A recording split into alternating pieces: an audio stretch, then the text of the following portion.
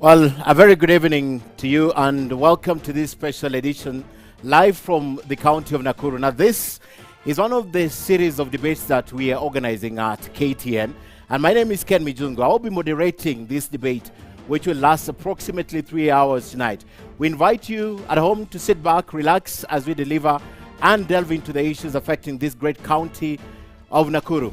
In about 45 days, we head to the 2022 general election, where you will be required to elect leaders from president, governor, senator, women rep, member of parliament, and of course the members of the county assembly. Here in Nakuru, the county residents will also be going to the ballot to elect their preferred governor who will lead the county for the next 5 years. Now tonight we are live from the Midland Hotel right here in the city of Nakuru, city number 4. This conversation matters, and we'll be telling you why it matters to the residents of this county with unlimited opportunity, because the decision you make on the 9th of August on who your governor will be is very important in the service delivery.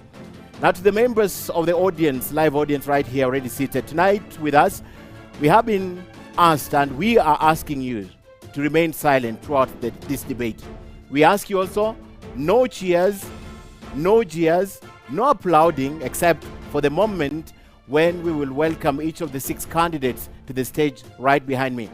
Now, we will be inviting them in according to the order of the ballot were just done a moment ago. So, ladies and gentlemen, let's begin the show tonight by helping me welcome the following. And in the order of the ballot, here you're allowed to clap for the candidates as they come in. We'd like to invite candidate Munywa Waiyaki. Please, as he walks in. Podium number 2, sir. Podium number 2. Yes, number 2. James Kiarie Mungai, also a candidate.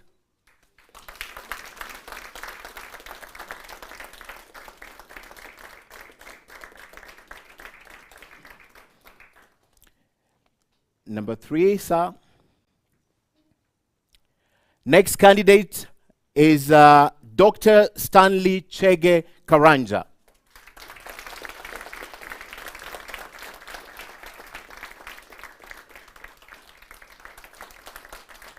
Number 6, thank you so much. No, Stanley, number 4 actually. Number 4, yes. Next. Yes, that is it. And then finally, Elijah Chege Karanja. Let's clap for Elijah as he walks in. Podium number 6, sir.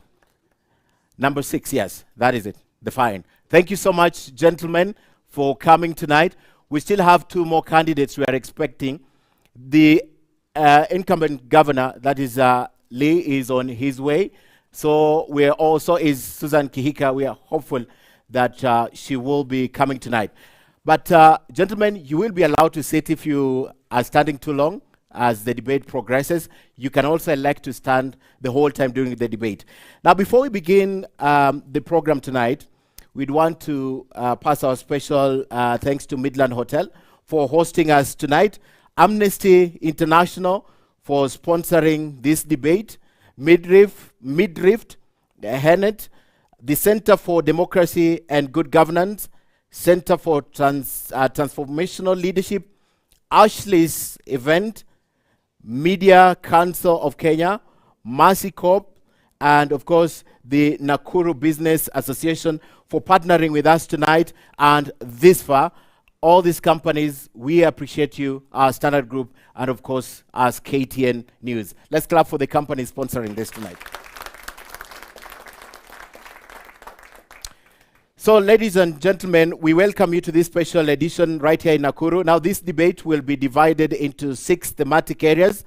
Now, these topics were shared with the candidates earlier on, but I have to mention that they don't know any of the questions that we are going to ask tonight, but they know all the 6 topics we are going to have tonight.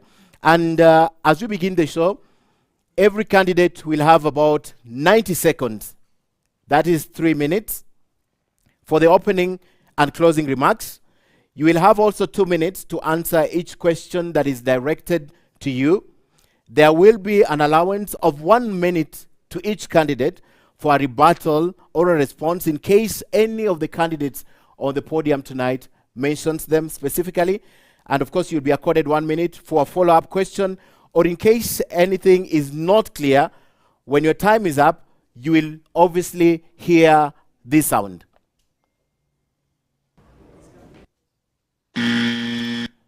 All right, so that sound will indicate that your time is up. 90 minutes opening statement, and of course 2 minutes to answer the question, and an additional 1 minute for rebuttal or response, or an additional minute for response.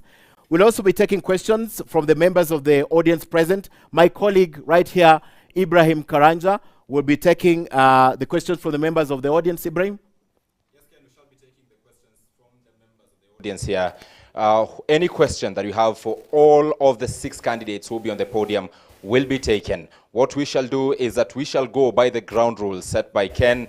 Remember, no cheering, no jeering, only ask a question. That shall happen in order, in that by the time Ken comes to us, we shall only be raising our hand and the mic will come to you. Thank you, Ibrahim Karanja. And later on, my colleague also on the other side, Suleiman Yeri, will be taking questions from the social media. Is he here?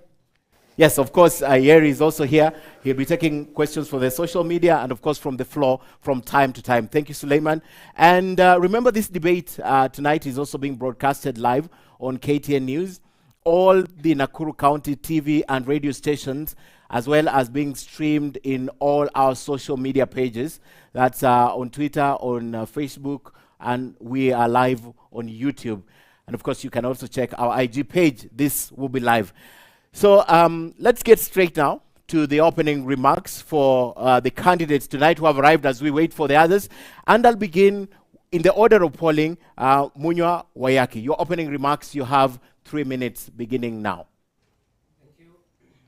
I thank KTN for hosting us today as the sponsors. I'm Munywa Nicholas Wayaki.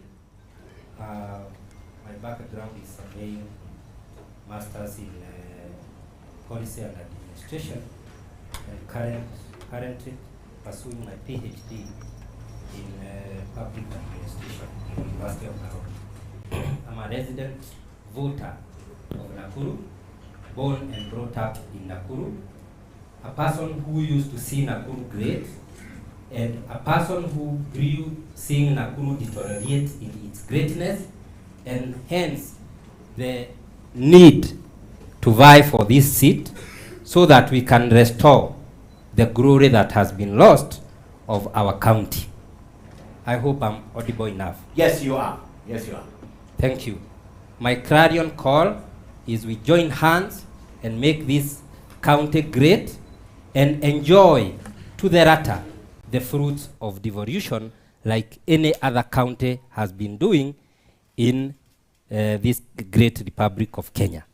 And also condemn the spirit of returning money under any circumstance to the treasury, because that is denying Nakuru what is rightfully theirs. Thank you.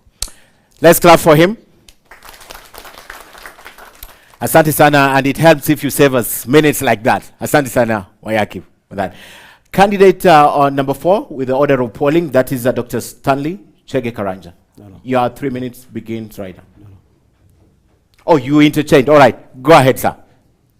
Wow. He's Stanley. Stanley, yes, you interchanged the podium. Let's go ahead. Stanley, Okay. yes. Yeah, go ahead, Dr. Thank you. The first thing is to thank the Almighty God for this opportunity, and KTN for the opportunity, and all the Nakuru people who have come this day here to be able to discuss matters Nakuru County. My name is Dr. Stanley Chege Karanja, hashtag Stano Nidawa, hashtag Gavana Nakuru Nistano. God created us to be able not only to transform, but to transcend what we do. And that's why, by realization that God created us for a great purpose to transform the world and to transcend it, to be able to alleviate sufferings of beings, that's why in my call, as a Kenyan citizen, Nakuru resident, I'm vying for the position of Nakuru County Governor. What do I believe in and what do we need to change? We've taken many things for granted. We need to inspire and motivate all different levels of government, and particularly in Nakuru County, and various stakeholders, so that we can transform this county together. Na nikisema na Kiswahili, lazima we must bring critically socio-economic transformation for our people. Lazima tuangalie mjadala kuhusu elimu, maadili, maarifa na kazi. Pia lazima tuangalie mambo kuhusu maji, kilimo, biashara, barabara na vipi viwanda tuweze kuinua jamii zetu. Pia lazima tuangalie mambo ya makao. Tunaishi namna gani watu ya Nakuru, watu wa Kenya? We live in pathetic situations. If you go to Nakuru on top of Menengai crater and look down, or if you take an opportunity to take an aerial view of Nakuru, you'll be mesmerized negatively by what you'll be able to see. Things like looking like shanties, yet we are a city. Makao, afya, we need to provide universal health coverage for our people without paying a penny. It is possible. Without much ado, we should not forget our environment, and we shall be secure. Without forgetting also all the sectors and age groups of our people. Kutoka wazee, lazima tutengeneze fund ya wazee katika hii county ambao wanaweza kuwa wakifaidika kutoka hapo na biashara zao katika kiwango hicho. Pia kwa wamama wako na women groups mingi wamejaribu sana. There's a lot of pain that we need to transform for our women in this county. The youth. There is no any country or organization, whatever big company, for it to become, it must take care of its youth. Dr. Stanley Karanja, your time is up. You'll have 3 minutes at the end of the debate to continue that statement. But thank you so much. Let's clap for Dr. Karanja. And sorry, we changed with Elijah, but you go, sir. Your 3 minutes begin right now. Thank you. Yeah, thank you very much, KTN. Thank you very much, Midland. Thank you very much, the audience. My name's James Kiari Mungai. I am the first senator of this county. I'm delighted that I was involved in the foundation laying of this great county. I did my education from primary school in my locality, that is Dabibi, that is south of Lake Naivasha. I also did certificates in accounts, and I've also done sales and marketing. A diploma is in sales and marketing. I've also done a diploma in business management and a degree on the same from the Swedish Management Academy. I am delighted that I stand in front of Nakuru again. 2013 was the beginning of the devolved system of government. That is when I begged and really kneeled for votes from Nakuru residents, and they had my call and gave me the senatorial position. When I went to Nairobi, I worked hard to a point where the funds that I solicited for have been returned to Nairobi by the two governors that have been elected by Nakuru people. I feel that, well, time has now come for us to be able to make a decision. I would say when I was in Nairobi as a senator, I was really not able to interact so much by the common mwananchi. But from 2017 to date, I have been at the grassroots, ensuring that I understand the challenges that the common Mwananchi is going through. And through that, I would say this. I have seen roads that are done badly. I have seen children being chased away from school because of lack of fees and bursaries. I have seen ambulances doing work that they're not supposed to be doing. I have seen the challenges that were there in 2013 continue. James Gary, your time is up, and of course, you will have another opportunity at the end of the show, at the end of this debate, to complete your remarks. But thank you so much, and because it was an opening statement, I'd like your voting block again to applaud you, ladies and gentlemen. Next, before we continue, I have just noticed two things. Ladies and gentlemen in the audience, we know that we didn't ask you to switch off your phones, but we're now asking you to either put them on vibration or remove the tone so that we don't have an interference. But even as we wait for Elijah to make his opening statement, we have just learned that Governor Lee has just come in, so we'd want to welcome Governor Lee.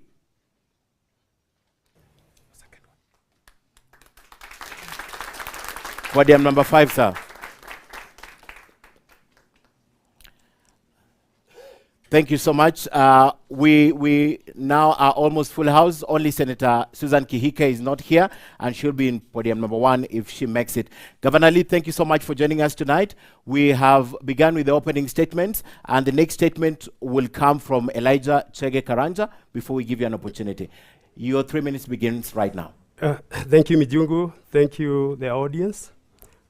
Note to my panelists and Nakuru residents.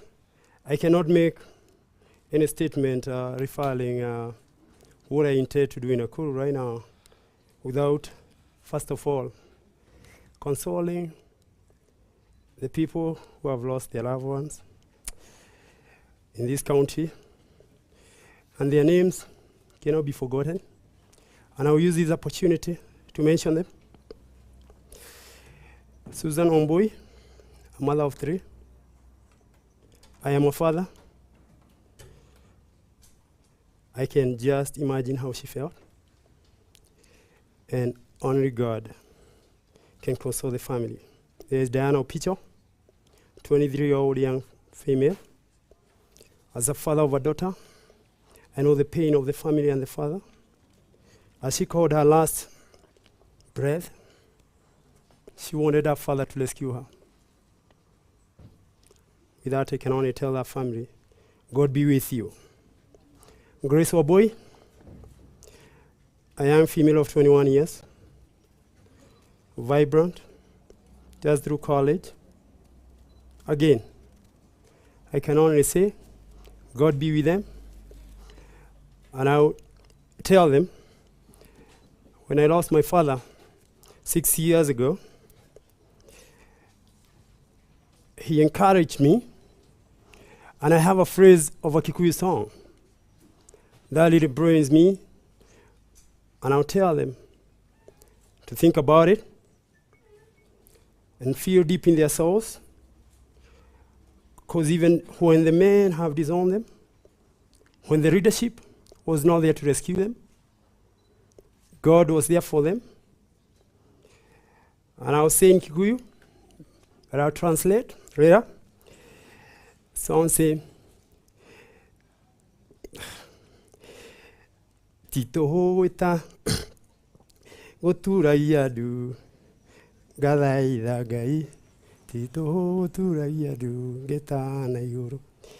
Only that can encourage them to continue. And I know it's an issue of security. I know those are not the people we have lost.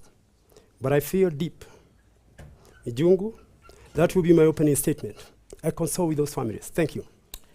Thank you, Elijah.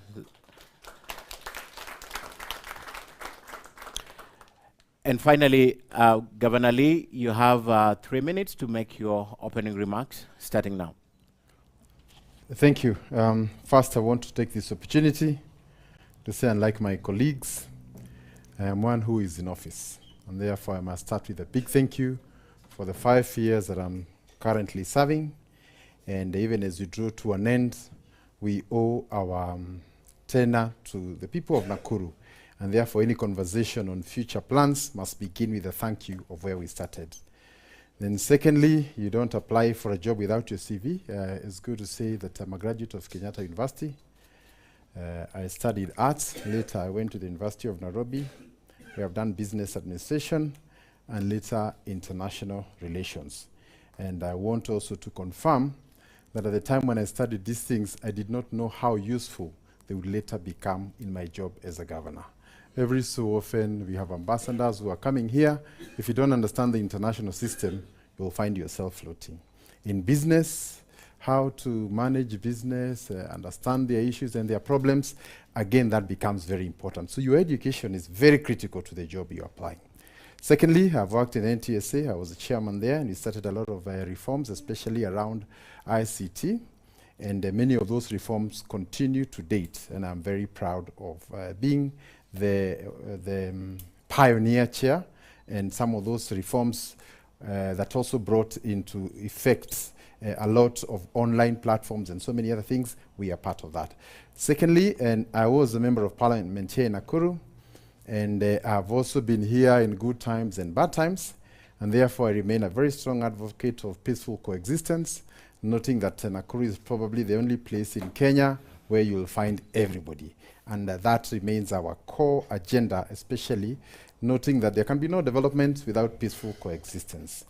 Lastly, I have also been a strong advocate of devolution, noting that from 2010, the Constitution brought a new order, and the decisions are no longer made in Nairobi, in 10th floor of a building to the exclusion of the residents. Now we have brought it to a place where people can make decisions around what they have. And in Nakuru, for example, we have the ward fund where we have 30, 40 million going to every ward, and people can sit down and say, these are our 3 top priorities. Therefore, I want to say I celebrate devolution, and every day as a governor, I am a practitioner of that. Lastly is also to confirm that devolution also is meant to help change the lives of the people, be it from a health or agriculture perspective, and therefore it's not just work, it's about changing the lives of the people you serve. Thank you. Thank you so much. All right, gentlemen, we begin now the debate, and at this point, our audience will not want you to clap or even cheer your candidate or even jeer them. So we'll ask you now to bear with us as we begin our debate. And Governor Lee, fortunately or unfortunately, you are in office where when security matters are of big concern to people of the county of Nakuru. So to begin with, you have 2 minutes. How would you assure your voters of Nakuru that they will be around on the 9th of August with what's happening in Nakuru County? State of insecurity. There's concerns about security. How would you assure them that they will be here on the 9th because they're concerned about their security? Okay, I think first matters to do with security require a lot of caution. It will be extremely inappropriate to say that insecurity in one place is therefore a reflection of how the whole county is. And some of those alarmist statements can also be misleading and also lead to serious consequences. We have an issue of security, yes, it is localized. These are organized groups in urban centers. Are they being checked? Is the government up to the job? Yes. And even now, we have just come from a meeting around that, and very soon you will see very swift action. But I think also it's good to look at security beyond just the assurances, but also what infrastructure have we put to ensure that those things do not recur. And I want to say from a county perspective, we're investing in streetlights and CCTV, and I think that's the conversation I was having with our people, and also coming up with a platform where people can be able to report the people they suspect, whether they are gangs or whatever they are, and more importantly also to urge our politicians, those who have been sponsoring some of these criminal activities and criminal groups, to also desist from doing that. And also members of the public, you cannot say you have information, you don't give the information, and also you keep electing leaders who also are supporting criminal enterprises. So I think we have to make that tough choice of where we want to be. But I think from an administrative position, I want to assure the people of Nakuru that we will do everything possible to ensure that not just the elections, during the campaign, and even after, nobody will be touched by anyone. Governor, follow up. You say that you ensure the people of Nakuru are secure. What would you tell them for the last 5 years you have done for them in terms of security? It will be important first to appreciate that security is not a devolved function. Yes. And therefore, our role in security is to the extent of cooperating with the national government, and where there are issues, we can be able to deal with them. And just for your information, areas that have been hotspots in the past, including areas that border between Ase and Narok, the county government of Nakuru has been in the forefront. We have even sponsored meetings in Naivasha, brought communities together, and we've been able to resolve most of those issues. Whether it is humanitarian support when crises have hit a particular community, we've always been there. But more importantly, is investing in conflict resolution. How can we ensure that these conflicts do not get to that stage where now they erupt and become security issues? Okay. And we have also trained people to ensure that we have what you call ADR, alternative dispute resolutions, because a lot of these conflicts begin as small conflicts, they are not resolved, they become big, and now they explode. So I think the bigger issue is the prevention part of the game. The prevention that you're doing. I'll go to the former senator, because this is important, and as much as your role is in the county, is also in the national government, and you check the governor. This is a concern. I'm just looking at your ideas as a governor. Your work will be to cooperate with the national government to ensure that there's security, and you'll take ideas and the grievances of people of Nakuru that if you become the governor. What is at the top of your mind when you think about representing the issues of security to the national government if you're elected? Thank you so much for that question. First and foremost, let me say this. Nakuru is known for what we are discussing here. And one of the major priority items that are supposed to be tackled by the office of the governor in conjunction with the national government is issues that erupt and what makes them erupt. I would say this, that from the time that there were issues touching on tribal challenges, the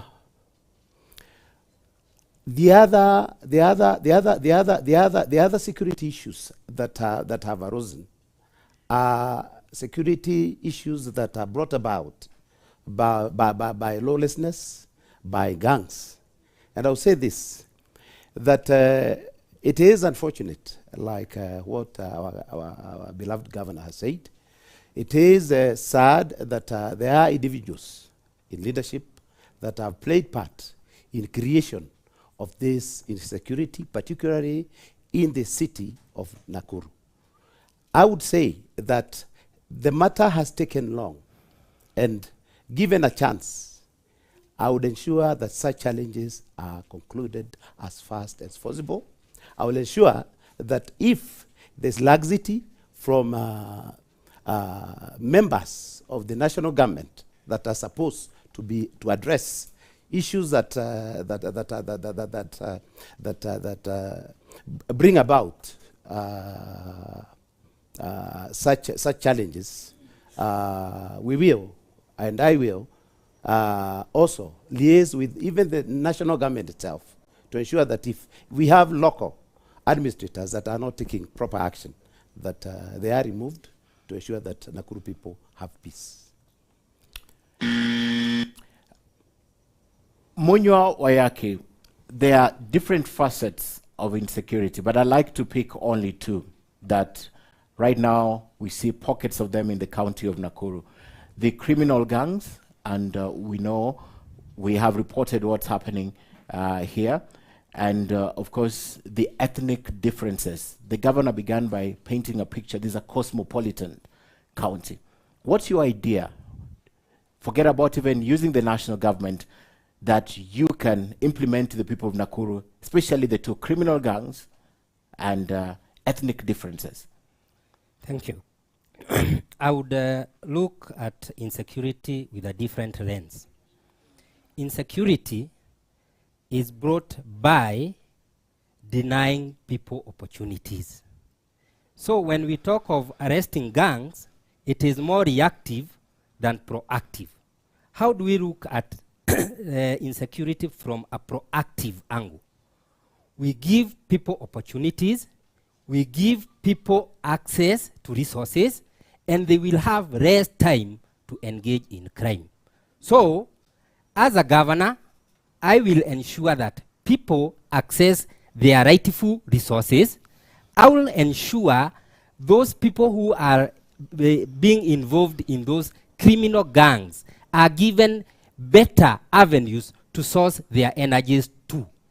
That is in regard to gangsters and those simple insecurities. Because even in our family setup, if you deny your kid a chance to go to school, and that kid is growing up and building energies, definitely that energy must be diverted into something that is negative. And that is where our county is. More of these is just secondary of what we have denied as primary.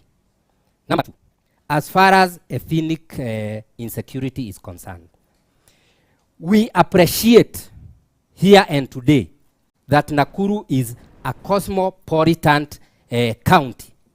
And therefore, even in the setup of the county, we should have a reflection of the county in regard to communities that occupy this county.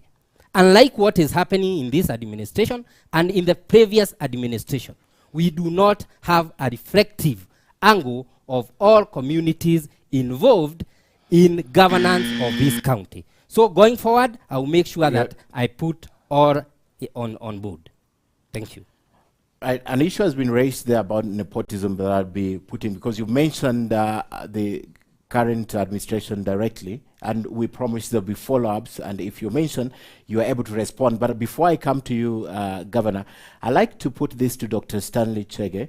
Same question: what are your ideas that you'd want to share with the people of Nakuru, especially on those two angles, criminal gangs and, of course, the ethnic crimes? Thank you, Ken. Security matters. And this is not only at this county level, but national. In this country, we spend a lot of money, 200 to 300 billion in every budget on matter security. Why are criminal gangs thriving particularly? As my colleagues had said, first is some politicians who take advantage of the criminal gangs. And by and large, they are known. And it's unfortunate that the voters come 9th, shy, and you have an opportunity not to give such people to be your leaders, because they are the ones that bring these issues of criminal gangs and to be able to have a support base. But also, when you're looking at criminal gangs, they also appear to be like an investment group, whereby they threaten the community and they go further if not checked, where they'll come to your household and they will tell you, for you to get security, you need to be paying us something. So it becomes another government, which does not need to be let loose.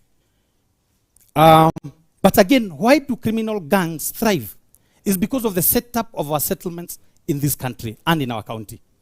Because when you have the entire land, which in Nakuru County you have 7,500 square kilometer, and yet you have households spread and not together. When you go to the developed world, you will see settlements are put together. Even the issue of managing security becomes better. That is what we need to inspire the people of Nakuru going forward. We need to know how shall we live together. Then the rest of the land, we can use it usefully as a factor of production to produce for our great nation, which also connects to... Right, your time is up, and I'll still be coming for that response, but I'd like to go to Elijah. Your opening statement was a statement about insecurities. I'd like to give you that opportunity, especially on ethnic differences before, and then you can speak to us your ideas of how to deal with the criminal gangs. Okay, first of all, Mjungu, I'll go back. I was consulting with the family, but I go for my philosophical, political philosophy and why I'm vying. As a matter of fact, the reason I'm vying for these is 3 simple things: jobs, jobs, jobs. As a matter of fact, from now, refer to me as Governor Jobs, because I'll give breakdown of how we will eliminate criminal activities through jobs. We will restore dignity of our people through jobs. We improve our neighborhood through jobs. Because when you have a job gives you dignity. It gives you security. It gives you medical. It maintains a family. That's how important a job is. And the first job for an executive officer in a county is to create a job. And I know Mr. Lee agrees with me on that respect. So about the gangs especially, you have to understand the psychology of gangsterism. As a matter of fact, most of the people we are calling gangsters are kids that need to be rescued. You find Confirm has kids as young as 12, 13 years. I don't know how you deal with those kids without reforming the system. And you need a 4-tier system to eliminate gangsterism. You need law enforcement, you need a civil service, and then you need the county government to come with projects of enhancing and giving these young men opportunity, because all they need is opportunity, because for them, a gang is a family. So you have to give them an opportunity so that they can pursue their dreams. If you do that, you choke the gang and you kill it. Nakuru is not the first one, but Nakuru is slowly becoming a gangster's paradise. Let's agree that. Kwaroda, Pondamali, gangs are all over this place, in-house and gangs that want to expand. And if you don't do something about it, anybody heard about Sinaloa cartel? They govern Mexico, a city, a big country. That's what is going to happen with gangsterism here. I might go back to ethnic. It's all about economic opportunity, Mijungu. It's about jobs, jobs, jobs. I have never seen Indians and white folks fighting anybody here. Right, your time is up, but we'll come back to you. Governor Lee, I'd like to give you that opportunity that was thrown to you by, I think, if I'm not wrong, Munya, on nepotism and employment. Because one thing that is coming from this is for us to do the right thing with the gangs to get them out, we have to give them opportunity. But that's what he was bringing to your table. I think first it's good to appreciate that you cannot look at criminal gangs in a simplistic way that they just lack opportunities. I think it's a culture that is deeper than that. But I think for us as planners of urban centers, there are certain conditions that make it easier for some of those things to occur. One is availability of drugs across. 2, no education. And 3, lack of social amenities. If, for example, people have nowhere they can go and play basketball or volleyball and that kind of thing, then those young people will actually be there idle, not knowing what to do, and they have a lot of energy. So young people generally have a lot of energies. How can we get these energies into the right way? And I think one of the first things is also look for alternative avenues of engaging. Even if they have money, they need to be engaged physically. But with respect to nepotism, I think it's good to inform my colleague that for employment purposes in Nakuru, we strictly follow the population quota. If a particular community is 5% or 10%, they will get their share. And we are open to any form of audit that would be able to establish some of those things.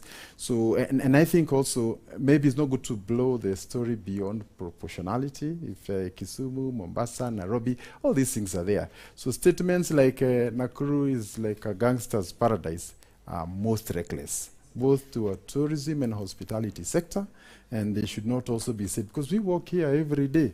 So when also we create perceptions of that nature, we are also acting irresponsibly. Thank you. Thank you, ladies and gentlemen. I think it's time now for our first break.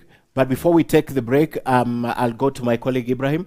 Ibrahim, if you could find someone who has a question, who lives in this place for just a minute to ask a question about insecurity. Ibrahim. Yes, Ken, I'll do that. And I saw you raise your hand, and I'll give you this opportunity in less than a minute to shoot your question to one of the candidates. Start with your name and where you come from. Thank you very much. My name is Adan Murugu. I'm here at the courtesy of Stand Media Group. I was in the last debate at Kilimo Hall in Egerton. That was 2017. Okay, fine. I have a structured question for all the candidates, but this one goes to the independent candidates. There you are. In relation to post-election violence of 2007 to 2028, and the current situation at the moment. I would wish that you take me through this journey, because what your responses to the question which was put to you by the moderator were not very convincing. I think from 2007, when the governor was the MP around this place here, we had an increase of population. And that way, led to this kind of the security menace we're having at the current moment. So I'm interested to know from Mr. Munywa, my former senator, Dr. Karanja, and Erija. You take me through the journey from 2007. We had acted an increase of population, people coming from other areas. These actually, I've lived here for the last 50 years, I know. This is actually the major cause of this kind of a problem you're having. Thank you very much. Well, thank you. I'm sure the independent candidates have heard that question, Ken. And immediately we come from this particular break, they will be having an answer to that.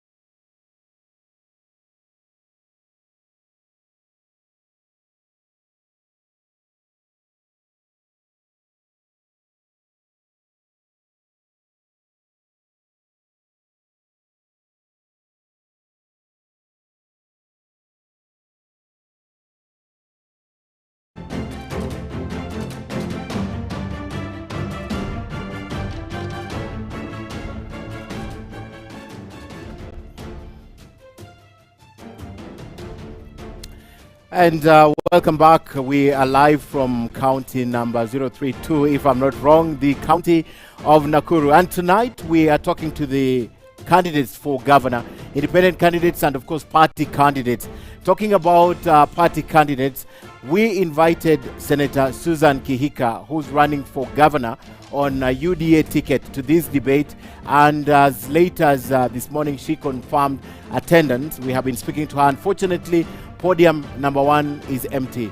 Senator Susan Kihika is a no-show, but we'll keep the podium just in case she shows up, because she deserves a chance to talk to the people of Nakuru. So tonight, apart from Senator Susan Kihika, we have Elijah Chege Karanja, who's sitting podium number 6.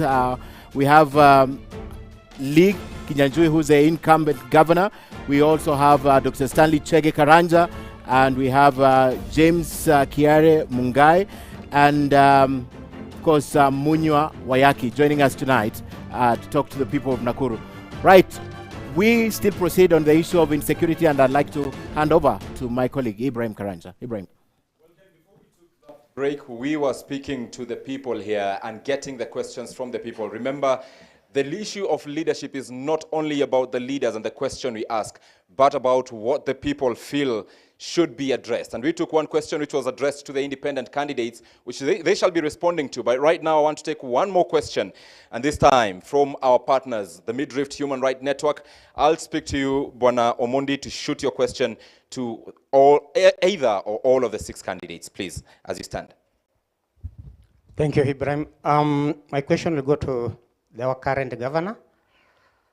We have spoke about the issues about peace and cohesion in Nakuru County. As a county, we are alive to the fact that we have had a lot of challenges since 1991, when Nakuru district was, the current Nakuru County was a district. And in the wisdom of the county assembly, they have passed 2 legislations. First was the Nakuru County Violence Prevention Policy, and also the recently passed Nakuru County Peace Building and Conflict Management Law that we have been informed that you assented to it. So what is the status of the implementation of this particular legislation? The second question is about, recently we had a very good meeting with the community health volunteers, and health being a devolved function, it's quite important to note that the county assembly, again, in their wisdom, they passed the County Health Services Act. So we want to see the implementation. You can share with us the status of the implementation.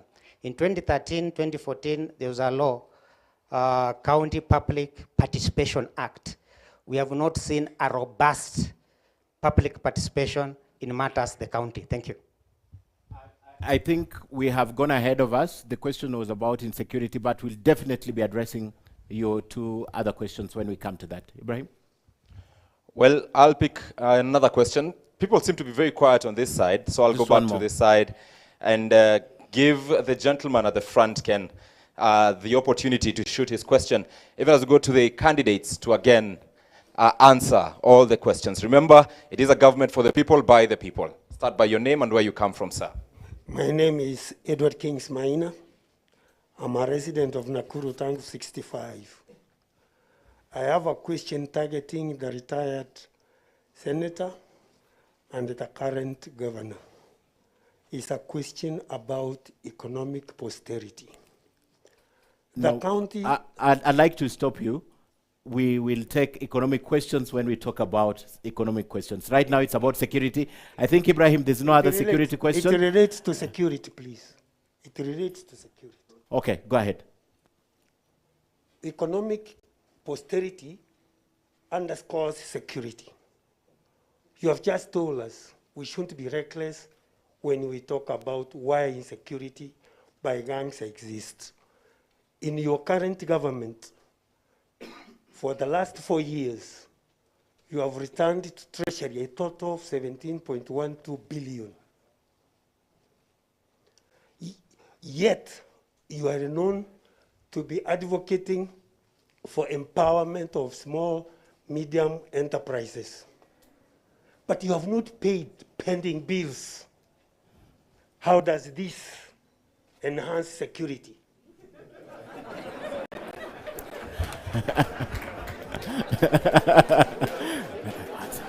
Well, we now take the questions to the candidates. And the candidates will start with the very first question, which was asked by the gentleman before we went on a break, which was directed to the independent candidates. I'll start with you, Munywa Waiyaki, on podium number 2. Thank you. I still insist.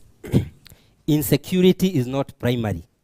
Insecurity, to be scholarly, is not an independent variable. It is a dependent variable. It is a variable that is influenced by others.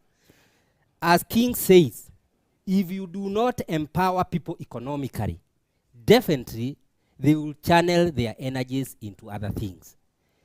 If you deny people the equitable opportunities that have been devolved, definitely the reaction will be that insecurity. So insecurity is secondary. To answer to what he has said, one of our listeners said, or our viewers, what is our journey through post-election since 2007? I would wish to make this one clear. 2007 in Nakuru was just a culmination of post-election violence. Otherwise, the first post-election violence was experienced in 1992. After which, we had another one in 98, after which it culminated to what was so simultaneous in 2007. So, what is our journey? Our journey is that we have been having communities that fight over resources that have never sat down to be settled and see what is this that they fight for. And the current and the previous administration has not given any chance to that. Going forward, if God so wishes, because it is all upon God and your prayers, when I come in, that must be addressed in totality. What is this that brings in conflict? When we go to elections, we have neighbors fight each other. Thank you, Munywa. Your time is up. I will take the same question to the second independent candidate on podium number 3, former Senator James Kiarie Mungai. Thank you very much. I heard carefully the question that was asked, and it is a question that primarily touched on the clashes that emanate from political violence. Because when you talk about violence, in Nakuru, we categorize it 3 times. There is political violence, there is pastoral violence, and also there is land clashes. In as far as I'm concerned, the issue about politics, because this is a very, very important question. Because, yes, political violence is normally brought by political competition. And in our case, it depends on whether the common mwananchi understands what is politics. Many of our people do not understand that politics is just competition that is supposed to be friendly. And because of that, I have seen that mainly, especially the political parties, the main political parties, are supposed to really ensure that they preach that to their supporters.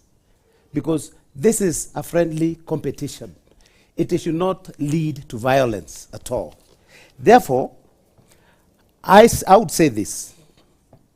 Because we cannot be able to change the mindset of our people at this particular moment.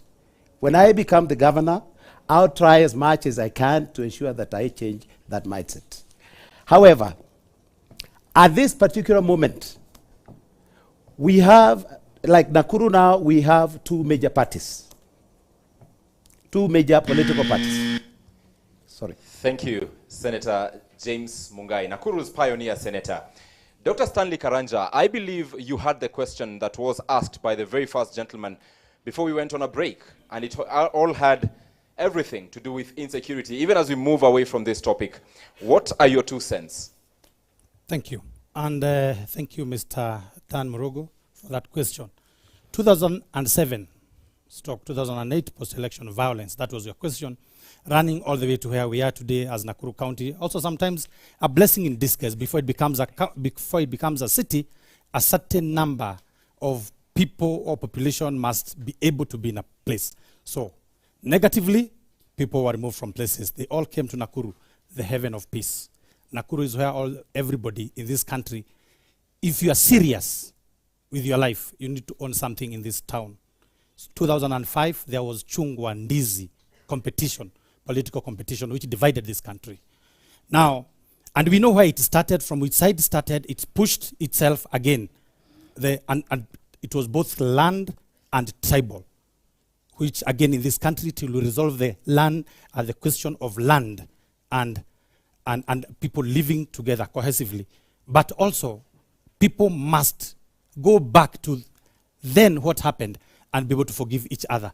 And forgiveness is not a matter of saying, I've forgiven you. Land does not move. It is static. So people who lost land in 2007, 2008, from wherever those title deed, they should be given back their land. Because that shall, in this country, it shall always remain. How did I lose my land? Come again to, there's what's called political opiumnism. Uvutaji wa bangi kwa sababu ni kama uko katika siasa. Not thinking straight. That's what led to post-election violence. How did you live with somebody for 20, 40 years and then you kill the other person? So again, the issue of heavy political parties and competition. And this again in this country, we need to pray God to be able to give us right mindset to be able to handle these issues. Come again, those people when they came to Nakuru after that and becoming a city. All right, Dr. Stanley, save those points for the next session for you. And I'll take it to the last independent candidate before going back to Governor Lee, because there was a question also directed to you. Elijah Karanja, the issue of insecurity which was raised to all the independent candidates, who luckily we are fortunate to have all in this under this roof. What is your 2 cents, Elijah? Okay, first of all, I go back to Governor Lee, because he told me I was sensitive because when I call Nakuru gangsters paradise. I'll give him statistics. Maybe he doesn't look. And it's from national government. Rape, 40%. National average, 12%. Gender-based violence, 16%. National average, 9%. Narcotics, 35%. National average, 17%. Murder, 25%. National average, 15%. If you don't think that's a gangster's paradise, then I don't know what a paradise is. What is the source of that information, Elijah? Actually, it's National Crimes Research Center, a government institution. You can go check. So I'm not creating figures here. About the issue of coexistence and post-election crisis, simple, mechanized farming. Build research centers in those areas. We have what we call agricultural areas. That's where people fight mostly. Moro, Joro, Sumbukia. Mechanized farming. The biggest thing for now is urbanization. In the next 10 years, 15 years, 80% of most of these people living in number centers, they need jobs. They're not going to fight over land. The land right now average, Nakuru County, 2 acres. We cannot farm in 2 acres. So we need to consolidate ideas, move mechanization there, start manufacturing or companies over there, food processing. And we're going to pull there. If it's Naivasha, where also we find there's a post-election violence, it comes from the top. It's politicians trying to have, is what we call unholy trinity between politics and money and ethnicity. That is what is happening. But you can do it, and that's why we choose people to be chief executive, so that they can see those and combine and create a fabric of a society where you come from doesn't matter, but the job you have and what you have, what you own, and how your children live going forward. Thank you. Asante sana Elijah Karanja on responding. And that concludes the list of independent candidates who that question was directed to. But there was a question, Ken, on insecurity that was directed to Governor Lee that actually came from this particular side. That question, Governor, I saw you taking it down, or noting it down. It also spoke about you returning funds to the national government, you not paying pending bills, all these allegations, perhaps you have an opportunity to respond to. First, I think that question just speaks to how much we have failed in our role in civic education. You know, that statement presupposes that the national government gives, if you're supposed to get 10 billion, that it is given to you, is put in a lorry, it's brought to Nakuru. Then at the end of the year, that money is put back in that lorry, is taken back to Nairobi. That is very wrong. The position is this: you write a budget saying we want to build a hospital for maybe 30 million, then we are going to employ people, this number for this amount of money. That is what constitutes the total amount. So if a hospital is being built over a 2-year period, you cannot go and pay everything in year 1 so that it appears you gave out all the money. You have to pay as they do the job and it's certified, you pay the amount that is due. If you are supposed to employ teachers and they were not employed at the right time, and that money does not return anywhere, that money belongs to the county. So the issue of returning is an acclamation of just how behind we are in terms of how things should be done. Then the worst part is to attempt to connect that to crime. I don't know how pending bills would lead to criminal gangs, but I want to say when we got into office, the pending bills were about 4-point-something billion. We are now at about 2, but I want to say those eligible bills have all been paid. What I've not paid is what I cannot ascertain whether work was done or never done. And I do not want to be in the business of cleansing what I do not know. So I think I have also to take responsibility for the job that has been given to me, but also want to confirm that prudent management of resources is not just about using all the money you get. You know, we are building a hospital, a road over 2-3 year period of time. There's retention for a job that has been done. So I think for those who would want to imagine that the public is so naive, I think this is not the time. Thank you, and right on time for Governor Lee Kinyanjui. And Ken, in the next set of questions, we will even allow the candidates to answer the questions that were posed by one of the partners, the Mid-Rift Human Rights Network. Also, very many other residents here want to ask questions, even on social media through our Twitter handles and social handles. But right now, I bring it back to you, Ken. Thank you, Ibrahim. And I think unless there is a supplementary question on security, I think we have delved on that adequately.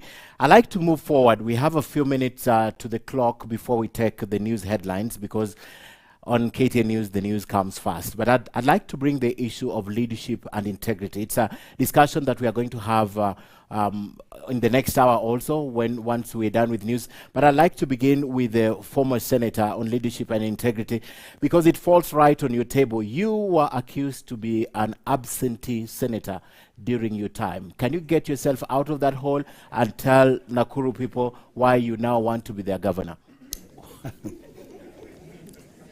Thank you. Thank you very much, Mr. Munjingu.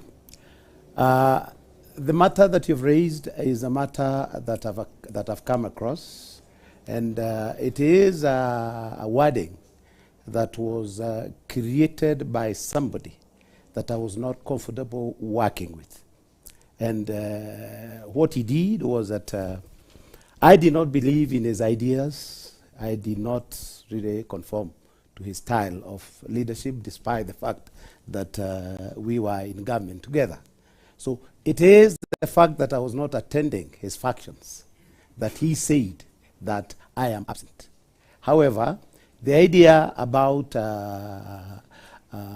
my work as a senator, I have never come across to somebody who said that I failed to do ABCD.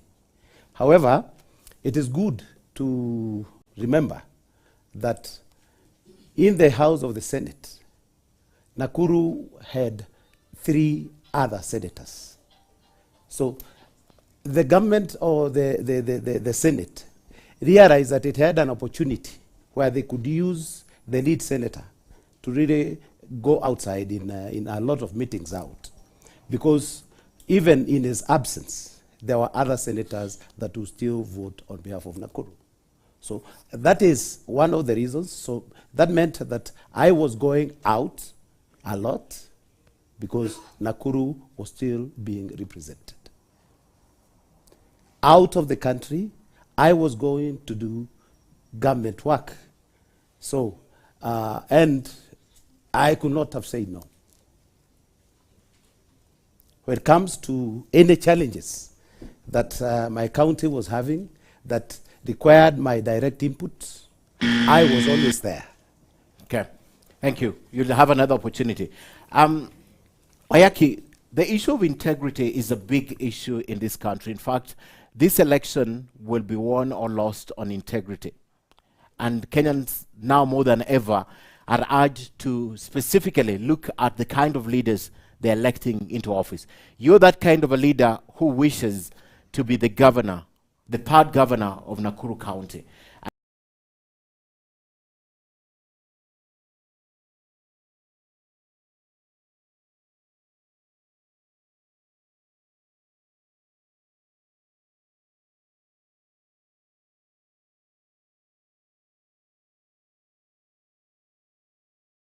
It's very important that you stand on a pedestal that Nakuru people can see and say he's the right person. Or you put that prototype into a nation or a country. So like when you are raising up your kids, you give morals from your kids. So as a believer of a family setup and morality, I would stand for integrity and nothing else. Number two, my inspiration of the symbol that I will be using, the David sling, is borrowed from the Bible because I'm a Christian. And I'm a true believer that in Christianity, there is fairness. So in going forward, because I would wish to see leaders who this country and county emulate, I would stand for integrity and nothing short of integrity. If you fail the test of integrity, I would say 100%. Even if it was me, you are not worthy leading the society, the county, and the nation at large. Thank you. Thank you. Elijah, I'd like to ask you that same question on integrity. As you stand, this is a big topic of discussion in this country. It doesn't only concern you as a candidate, but it concerns you if and when you get to the office of the governor. What would you stand on in terms of leadership first, and next integrity, that you can convince the people of Nakuru that this is what I stand for, and this is more important what you've known me for? Okay, the issue of integrity stems from wastage, corruption, misappropriation. And as a matter of fact, my brother, yes, he takes 6 billion back last year. Let's be, truth is beauty and beauty is truth. Let's talk the truth here. And if you look at this, I have like a general report on County Executive of Nakuru for year 2020. And what amazes me here is, Governor, you spent 76 million for foreign travel. You can account for that. You have unsupported foreign travel allowances. You have irregular contribution to Council of Governors and escrows bank accounts. Imagine Nakuru County. You have, if you didn't know, now you know. Nakuru County has over 50 bank accounts. I don't know what that's for. Okay, again, if you look at it, there's money. It's only how you implement that money. And like I told you, Mijungu, call me Governor Jobs. I said, this money, first of all, I want to hire 300 men and women in every ward, in Nakuru County. That's 55 wards. 10,000 they take home. No, 5,000 they take home. 5,000 we give them to SACCO. We put them in the SACCO. They can save in the SACCO. They do 9 months. The last 3 months, we take them to TVET. They don't work. We train them in skills. We train them in plumbing. We train them in electricals, small tertiary courses. And then when they graduate, we give them 60,000 and a certificate. They go home. We pick another bunch. By the end of the program, because I'm not going to take money back, trust me, I'll have supported 80,000 youth in the county. Go do your maths. That is doable. It's not rocket science. And it will stop money being stolen. We take money to our young men and women where we need it, at grassroots. We stop buying products, foreign trips, living big. We serve people. We are here because we are servants. We are not here because we are whatever, bosses. Thank you.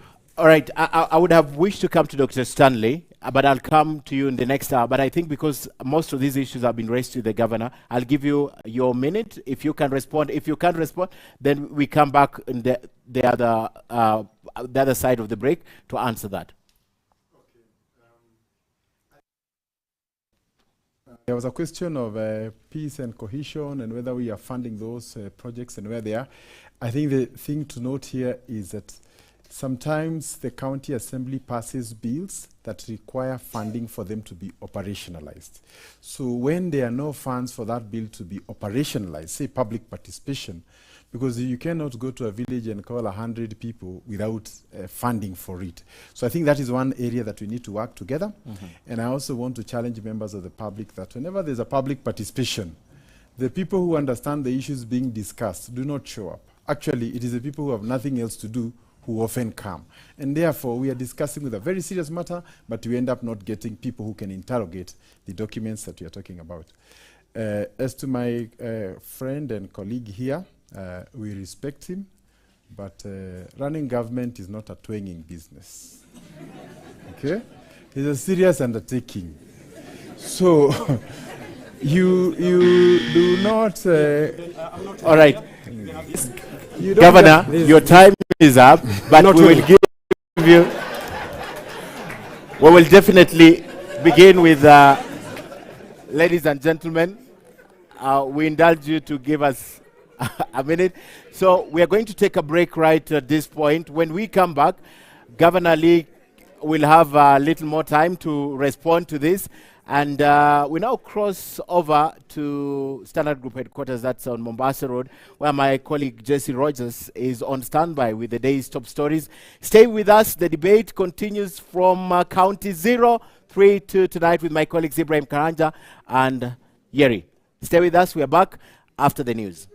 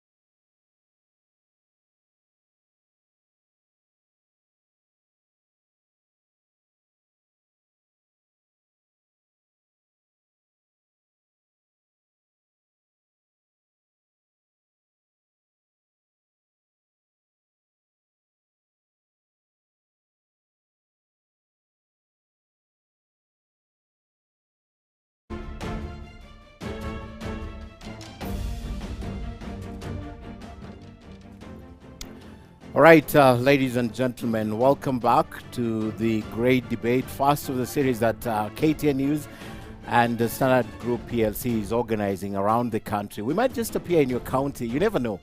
Just call us, tell us where to come. We will come. And of course, tonight we are in County 032. This is Nakuru County. Several issues in this county. We are done with 2. We are yet to deal with 4. We still have about 1 hour, 30 minutes on the clock for us tonight. And all the candidates are here except one. From the outset, Standard Group PLC and KTN News want to state, because there's so many questions online, why the only female candidate running for governor in this great county is missing from podium 1, that is Senator Susan Kihika. We'd like to confirm that indeed we invited every candidate running for governor here in Nakuru County. 5 chose to appear. Susan Kihika chose not to appear. We invited everyone to answer your question on social media why she is not on the podium tonight.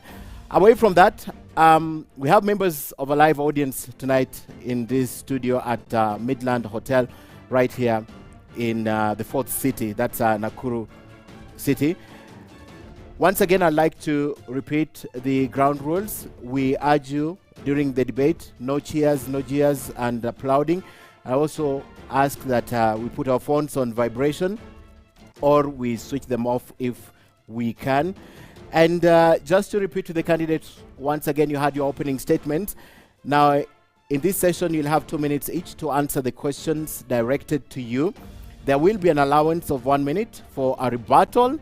It's an open debate if you wish to, or even response in case any other candidate mentions you specifically during their response. And of course, you'll be accorded 1 minute for follow-up question, or in case anything is not clear. And when your time is up, candidates, you will hear this sound. Right, so we begin tonight with this second session with allowing Governor Lee to respond, because we stopped you, but we'll allow you to respond. Okay, thank you. I think I was just trying to say that the way government is run and systems in government, they are not probably what everybody would imagine, and they are very strict. We have hospitals, for example, they have a system. Each hospital has its own financial system. And therefore, it is not to mean that everything is directed at the governor. If a particular health center has an issue, if it's an audit issue, it's directed to that person. And also to say that if anybody has a document, they first share so that we know the authenticity. You don't just come with documents and you run away with it. But away from that, I also want to say with respect to integrity, when we got into office, we just automated a few sections, not even all of them. And our revenue went up by 60%. Currently in our hospitals, if you go and you want to pay, you can only pay by M-Pesa. And that has really changed. In fact, I must confess that much of the development we've seen in our health sector is just because of automation, where you remove the public, the human interface, and you move with that. Lastly, is that sometimes when you want a system to run, there will be a lot of conflict, because when there's a messy system, there are beneficiaries in that system. And I want to say that the first 2 years were very difficult for us, because we had to break some of those cartels and ensure that the system is running. But with that, I want to assure you we can be able to employ teachers and nurses and everybody arising from the efficiencies both in revenue collection and also in the utilization. Thank you. Governor, there's something that has come out of the audience that I'd want to ask, although we'll have a session to talk about improving the collection and the economy of this place. But the question is, and you try to explain what returning funds to the exchequer means, but the question is it an issue of ability to absorb these monies, or it's you running away from instances that will paint you as corrupt? Because there are counties that you'll never see money returned to the exchequer. What is the real reason? They want to know why you would allow funds to go back, regardless of the explanation, instead of probably finding a way with the national government of putting it to some other good use. I think I've tried to explain that, say, for example, you have set aside funds to build a hospital in a particular community, but you need to buy land. So you have to advertise for that land. The people have to respond to it. you may not get that land for one reason or the other. You may not get it where you want it. So you had set 30 million to build that particular hospital. So you cannot build it. I have an example in a place like Kihingo. In 2017, I set about 20 million to put a market. But when we went to put, there was a dispute on that land. So that money remained there. It does not mean that, therefore, we don't want to use it. Sometimes even people go to court on matters that are beyond you. But I want to say, we should not, first, the issue of return is purely a very pedestrian way of looking at things. Absorption of funds should be in a percentage. In other words, it's 5%, it's 10%, it's 3%. And I want to assure you, Nakuru is one of the top counties in absorption of funds for development.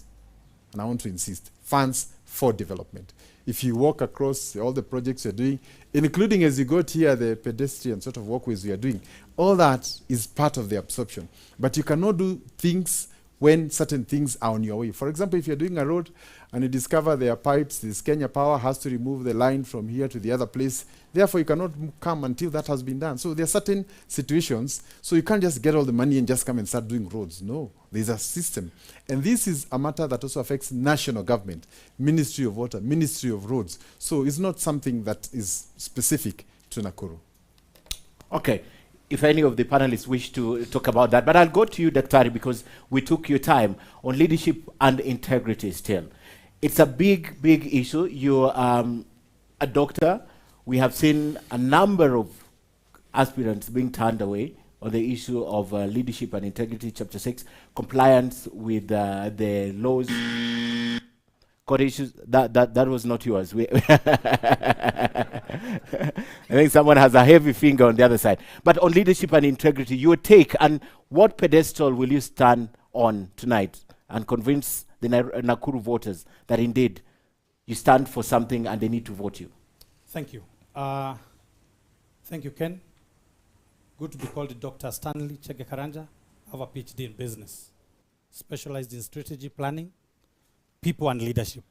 So when we are talking about leadership, first of all, it's good to appreciate leadership is a science.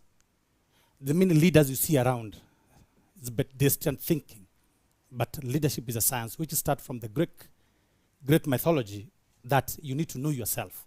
You need to know your people. And that's why it's enshrined in Article 10, public participation and empowerment. Then every leader must be able to learn the skills set to control themselves. And without that, every leader must sacrifice. They must give themselves for the opportunity. Come to the Nakuru County. It is unfortunate to see in the last 2017, 2022, that between the county government, the members of National Assembly, the senator, they are not in talks. You don't understand the people that we shall be elected. They shall elect us on 9th. Then on 10th, from whatever party or as independent candidate, we have one customer to serve, the people of Nakuru.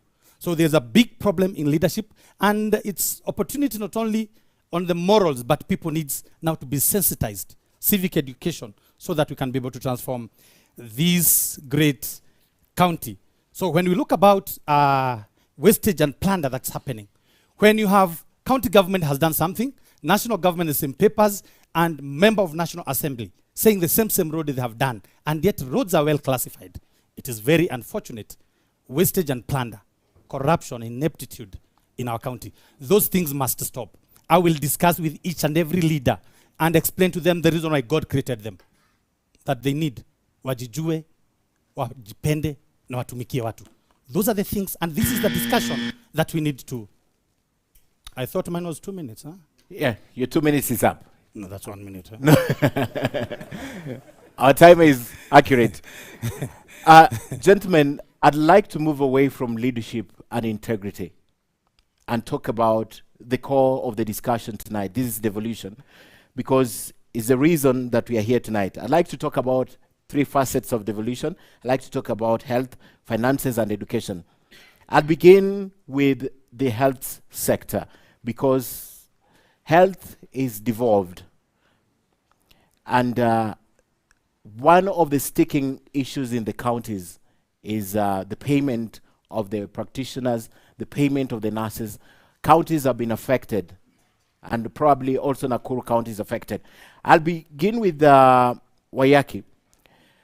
The nurses issue.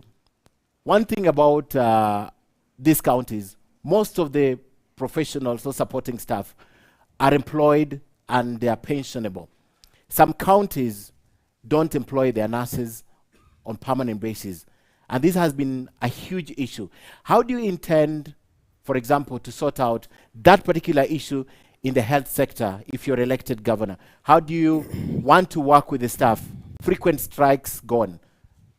Thank you, Ken. And before I react to that, I would humbly request we desist from using languages like returning money in a lorry, pedestrian, business of twanging. Let us not chest thump. We are in the business of asking electorates to give us jobs. And we are not here in the, to teach people how governments are run. I'm asking for a job because I know how the government is run. I do not need to explain the process. I need to give the results. Thank you. Going forward, as far as nurses are concerned, we'll have first, in the county, we established the role of all professionals who are in the county, among them the nurses. How many of our population are trained in nursing? How many of them are jobless in Nakuru County? And how many facilities do we have within the county that can absorb them? So that we'll allocate and say, do we go the permanent and pensionable way, or do we allocate these jobs in, say, temporary and time-based period? Because everybody is entitled to devolution. So we can say every other qualified nurse probably will be working for a renewable contract of 5 years, depending on their numbers. And if they are not many, instead of getting from other counties, we employ them in permanent and pensionable way. So this one will be justified by the number that is within our county and is unemployed. Thank you. Same question goes to you, Elijah Karanja. In terms of your ideas for improving the health sector of Nakuru County. First, I'd like your analogy of what's happening in the county of Nakuru in terms of, we have reported time and again, nurses strike due to promotions and fulfill promises. What is your idea, Elijah? First of all, I don't want to twang attack my governor so much because he's doing bad in that area too. What I think about healthcare, I want to look at it from an economic perspective. I have done my research, and I think we can tap in the 400 billion diaspora remittances that come to this country. Nakuru has almost 40% of them. I have been talking to them, and we have seen we can make Nakuru what we call a medical tourism destination, whereby we tap all the Central and East Africa money that is going to India. India is taking 10 billion every year from Kenya. It's taking almost 40, 50 billion from Africa. That is money that can come here. And we have if we can build state-of-the-art hospitals, cancer centers, we can absorb our personnel. As a matter of fact, we can also use exchange program. So if we have excess, we can send them abroad. Every country out there, Canada, America, Europe, they are short of nurses. But if you build a state-of-the-art, recognizable global hospital center, then we're going to attract those people. Because Kenya, if you look all the statistics, we are doing good. The only area we are doing real bad is leadership. And as a matter of fact, if we have the right leadership, that is possible. So we don't have to remove our nurses from pension, because a job must have pension, because you need a job that you feel is taking care of yourself. And when I talk about a job, I won't make you permanent. I don't want you to be a temporary. So in healthcare, I think Mijungu, my policy is to look at investments, whereby we can make Nakuru a medical center sanctuary, and that will be funded by a diaspora. And I think that's possible, and that's what my team is doing on the ground abroad. Thank you. What's stopping you already, or what have you done as a candidate? Because you have been planning, I assume you've been planning to be governor of Nakuru for a while. Yeah. If you are able to fundraise, what has stopped you from doing them currently in Nakuru? What you're talking is the bottlenecks of government bureaucracy. There's no doubt about it. But what I plan is to incentivize them. You know, if you want someone to invest, you have to incentivize them. If I come, maybe tell my governor to look for 100 acres so that they can bring their capital and invest in that, it's a little bit difficult. I don't understand how he finds it so difficult to find land in a 7,500 square feet county. I'll find land, and I'll incentivize them, and they'll come. And as the area we're looking so much is industrial park in Maimahio, where land is still cheap, and they're not investing in land. And as a matter of fact, the governor has caveated our land there. People cannot sell, cannot transact. People are poor. They cannot take their kids to school because they cannot wait for an industrial park that will come 30, 40 years. But I will bring diaspora remittances. We will invest there. We will release the people, give them money, they do what they want, and build hospitals. You are saying you will incentivize them. But my question is, does your plan include compulsory acquisition of land? Would that be part of it? No. What I'll do as a county, we'll get land for them. Whether we buy, we're going to use that as an incentive. And then we give them land. And when we incentivize them, they come invest in hospital. Then every Nakuru resident will have a card to get discounted in those hospitals. So if you have cancer, if you have renal problem, you're not going to pay as somebody coming from our county or a different country. So the first beneficiary will be Nakuru people. Lastly, you said bureaucracies, bottlenecks. Yeah. Have you tried and failed? Absolutely. Okay. Let me bring James Carey, the same question in terms of health. What's your idea? Having been a senator, you understand this better than most of us here. What is your idea of what you want to do with health in Nakuru County? Even in terms of human resource, forget about infrastructure and medicine. Okay, thank you. Let me first of all clarify something. Let me say, you're seeing the five of us here. Some of us have taken the oath of office, and the way that we give answers might be different from the others because of, we have to really adhere to some levels of secrecy. However, I'll give you your minute. You're accusing someone of being cagey in the debate, not giving enough information to the electorate? Of course, I mean, no, you did not get me. I have said that, you see, the way that somebody that has taken an oath to serve in a particular office, the answers are normally guided because this is somebody that knows certain parameters that if you go beyond this level, you might be creating a problem. Okay. A situation like this, where almost the entire nation is looking at us. Yeah. Go ahead. So in my case on the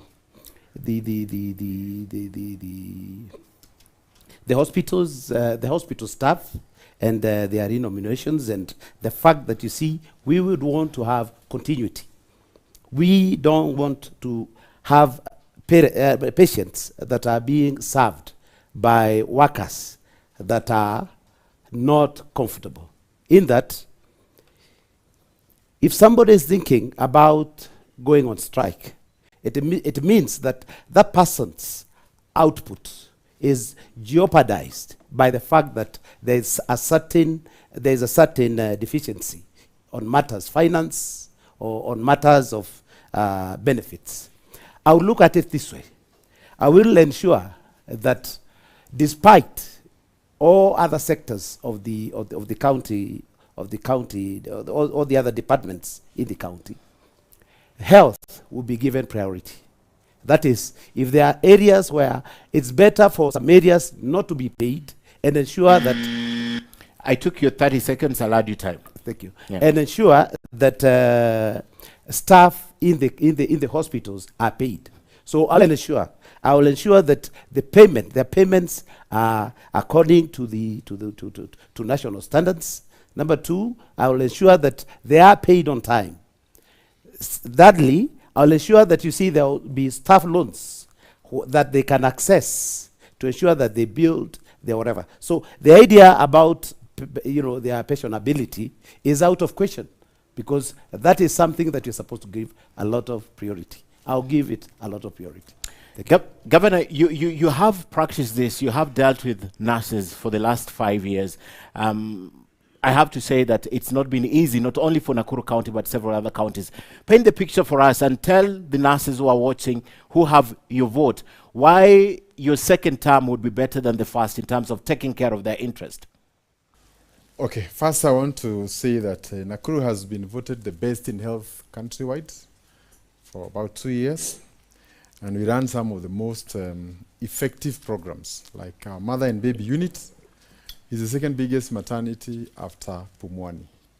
Now, with the issue of labor management, it's important to appreciate, first in Nakuru, we've only had one strike that was national, it was not about local issues. And I speak with my nurses almost every other day. So we have no pending issues as it is now. However, if you have all your nurses on permanent and pensionable, it means they are all unionizable. When it's time for strike, they will go on strike. So we made our decision that at any one time we'll have about 50% of them on permanent and the others are on contract. And just for your information, even all our public hospitals, including the most efficient Nairobi Hospital, Aga Khan and all that, they are all on contract. Even I am on contract myself, we're also on contract. So I think we must also look at this from an output perspective, that every 2 years you have to go before a board, confirm that you've been working well, your efficiency is good, then it is renewed. If we renew it twice, then they can now become permanent as we now employ the others. But situations where you have everybody's on permanent, when the strike is called, all your hospitals closed. And I want to assure you, when other counties were down on their knees, Nakuru's hospitals were still running. So we had to make that deliberate decision to ensure that we do not fall in trouble. The other key issue is on capacity building for our nurses and also rewarding them for promotions and all those other issues. And as it is, about 2 months ago, we had a conversation with them, and all those that were pending are in the pipeline. And I think most of them actually are out. So a happy doctor, a happy nurse will also extend the same happiness to the patients. The only challenge we are currently having is that when your healthcare improves, people tell their relatives and more people come. And therefore you now get to the crisis. Okay. I'll open the floor for any of you gentlemen who would want to take up an issue with the health sector, and if you'd want to direct you to a particular person and their ideology in terms of improving the health sector. Go ahead, Dr. I was wondering, you've forgotten that I have not answered that one. Okay. On health. Yes, go ahead. On health. Yeah. You have not asked me. On health, and I think what we need to do about nursing, there is a great opportunity. But as much as we look forward, currently we need to pay our nurses on time, and we must stick to the CBA agreements and be able to promote them on time. Ensure capacity building, things like customer care.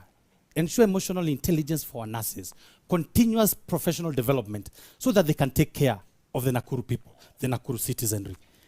Notwithstanding, continuous appreciation and promoting them. We also need to go further.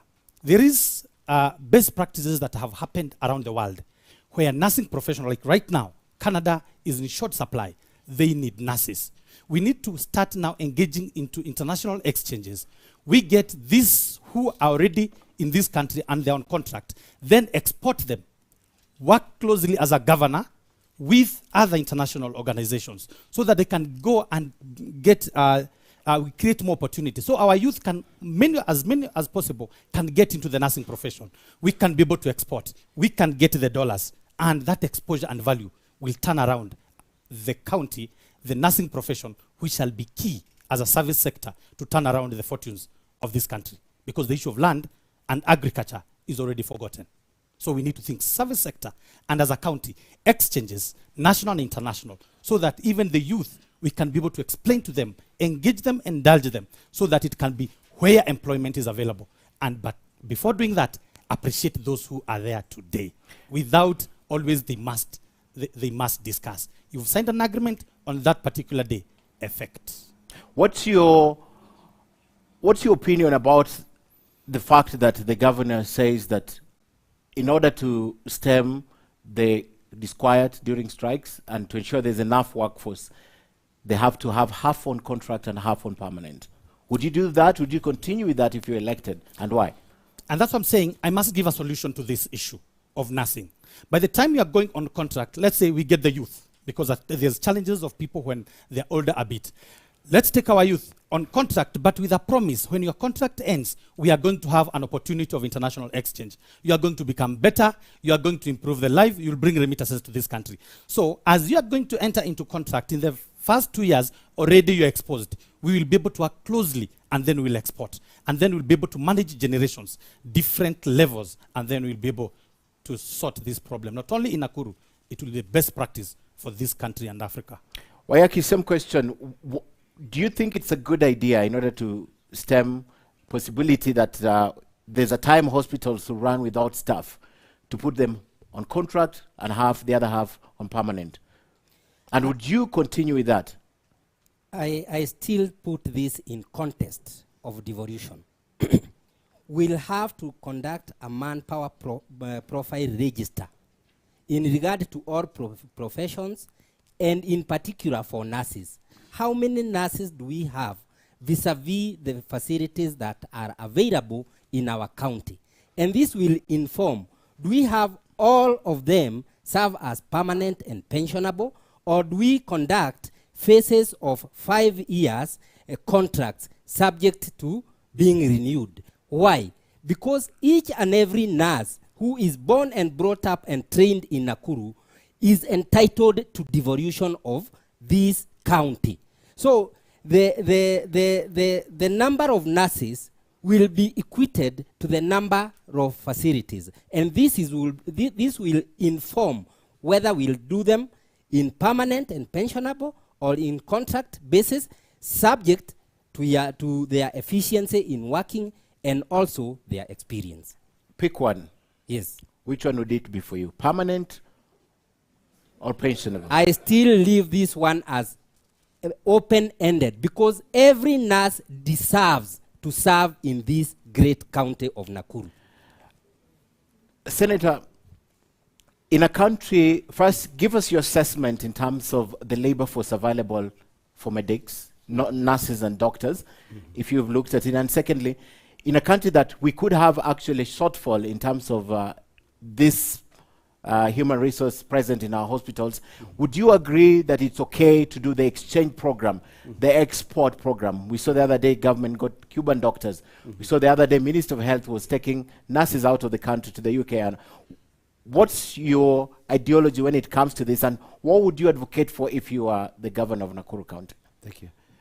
In my case, I think I would first of all find out the availability of nurses. Are we having more nurses? Are we having a lot that are unemployed?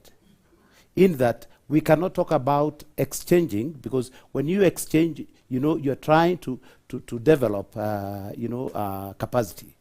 So if you are developing capacity, if you want to develop capacity, you can only develop capacity with nurses that you have already employed.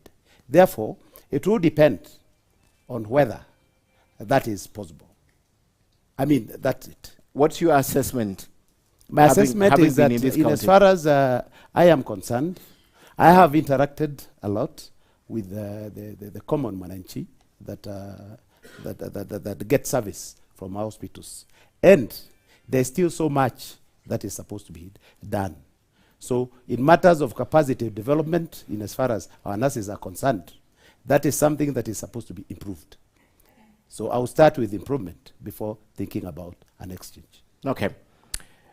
Elijah, which one would you go for? The hybrid, or you will pick a side? Okay, if you look at the way the healthcare works is the most important, you start from the personnel. If you go to the hospital, the first person you meet is a doctor or the nurse. Then they said, so they must have the equipment, so they send you to the laboratory. So the laboratory, you bring the results, you're sent, you go for the medicine. That is and then from the medicine, that's where the structures come in. The most important is the personnel, is the doctor, because if you can see a doctor or nurse, then you're compromised. And then you have to look at healthcare, especially public, from hierarchical progression, from the bottom to the top. So level 1 hospital should be the one we pay a lot of attention to, because that's where most people, you first go to see a doctor.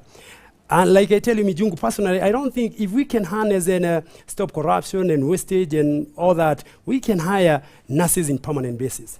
If we look at maybe offices and I didn't want to look like I'm attacking the governor anymore, but I say, like, we maintain him with 1 million shillings every day. I think that's wastage, yeah? We don't need to use all that money for one man.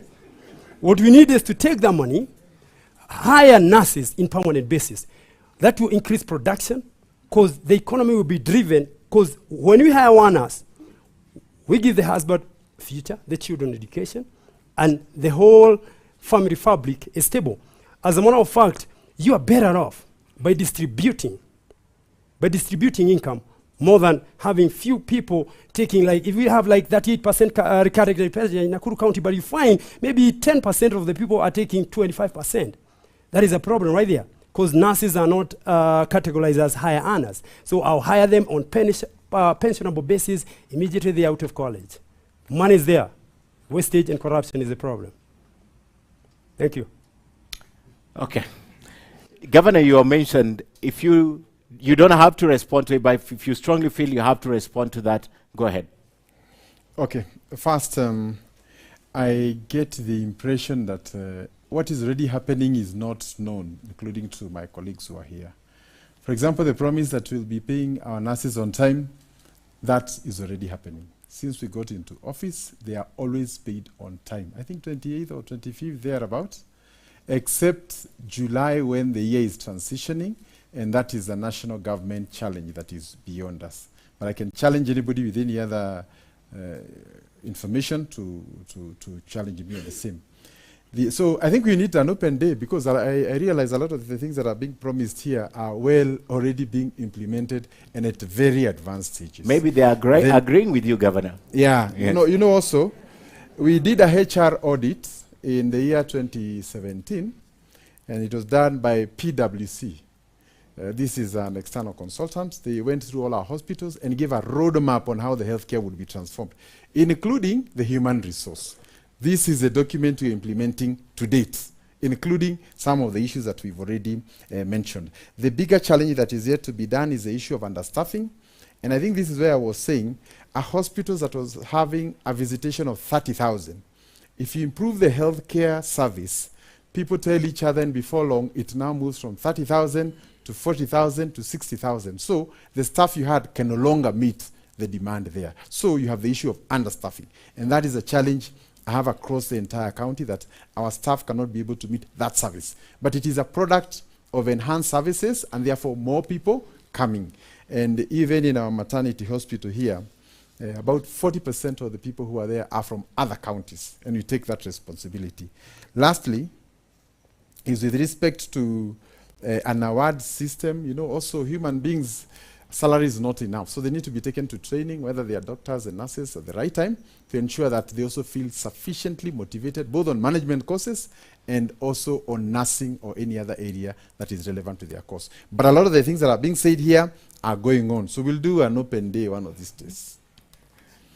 Let me tell Governor, because he sounds like a Nakuru mayor. You see, if you look at Nakuru, you can talk about statistics. But where I come from today, I pass somewhere they call Tipis, just the border between Narok and they showed me some things, and I was very disturbed. Actually, they drink from a sledge. If you look where they're drinking from, typhoid and every other disease, I asked them, where's your health care? They took me somewhere, I only saw stones. I didn't see anything. They told me, we were promised a hospital a couple of months ago, we don't have one. And I told, where do you go to hospital? We go to hospital all the way, they go to Mount Narok town. If you go to Maimahio, there's no medicine. Let's be true to ourselves. If you go, you're treated, there's no medicine. So if you look at the whole of Nakuru County, most of the rural areas, they are suffering because they don't have primary health care.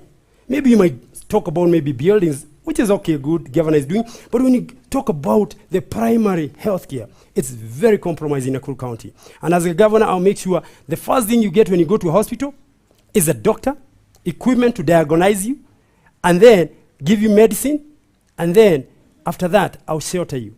I'll use those processes because I'll graduate you from the primary level. So I'll look all the way at the grassroots. And I think that's the way the public healthcare is supposed to work.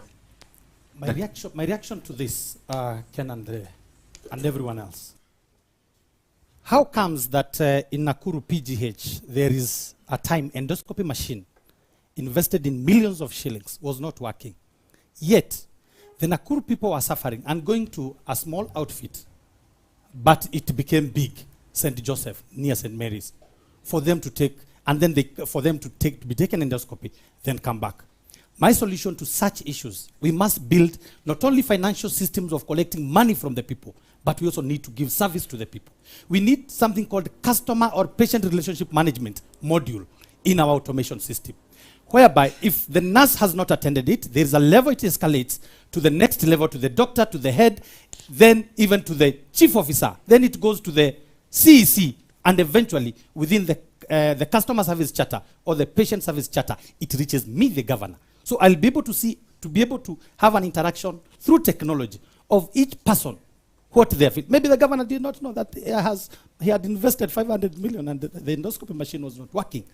And that's why we call for ensuring competent, motivated workforce in the health sector. Then our people shall be happy, they will be productive, we'll be a great county where people can enjoy living and loving.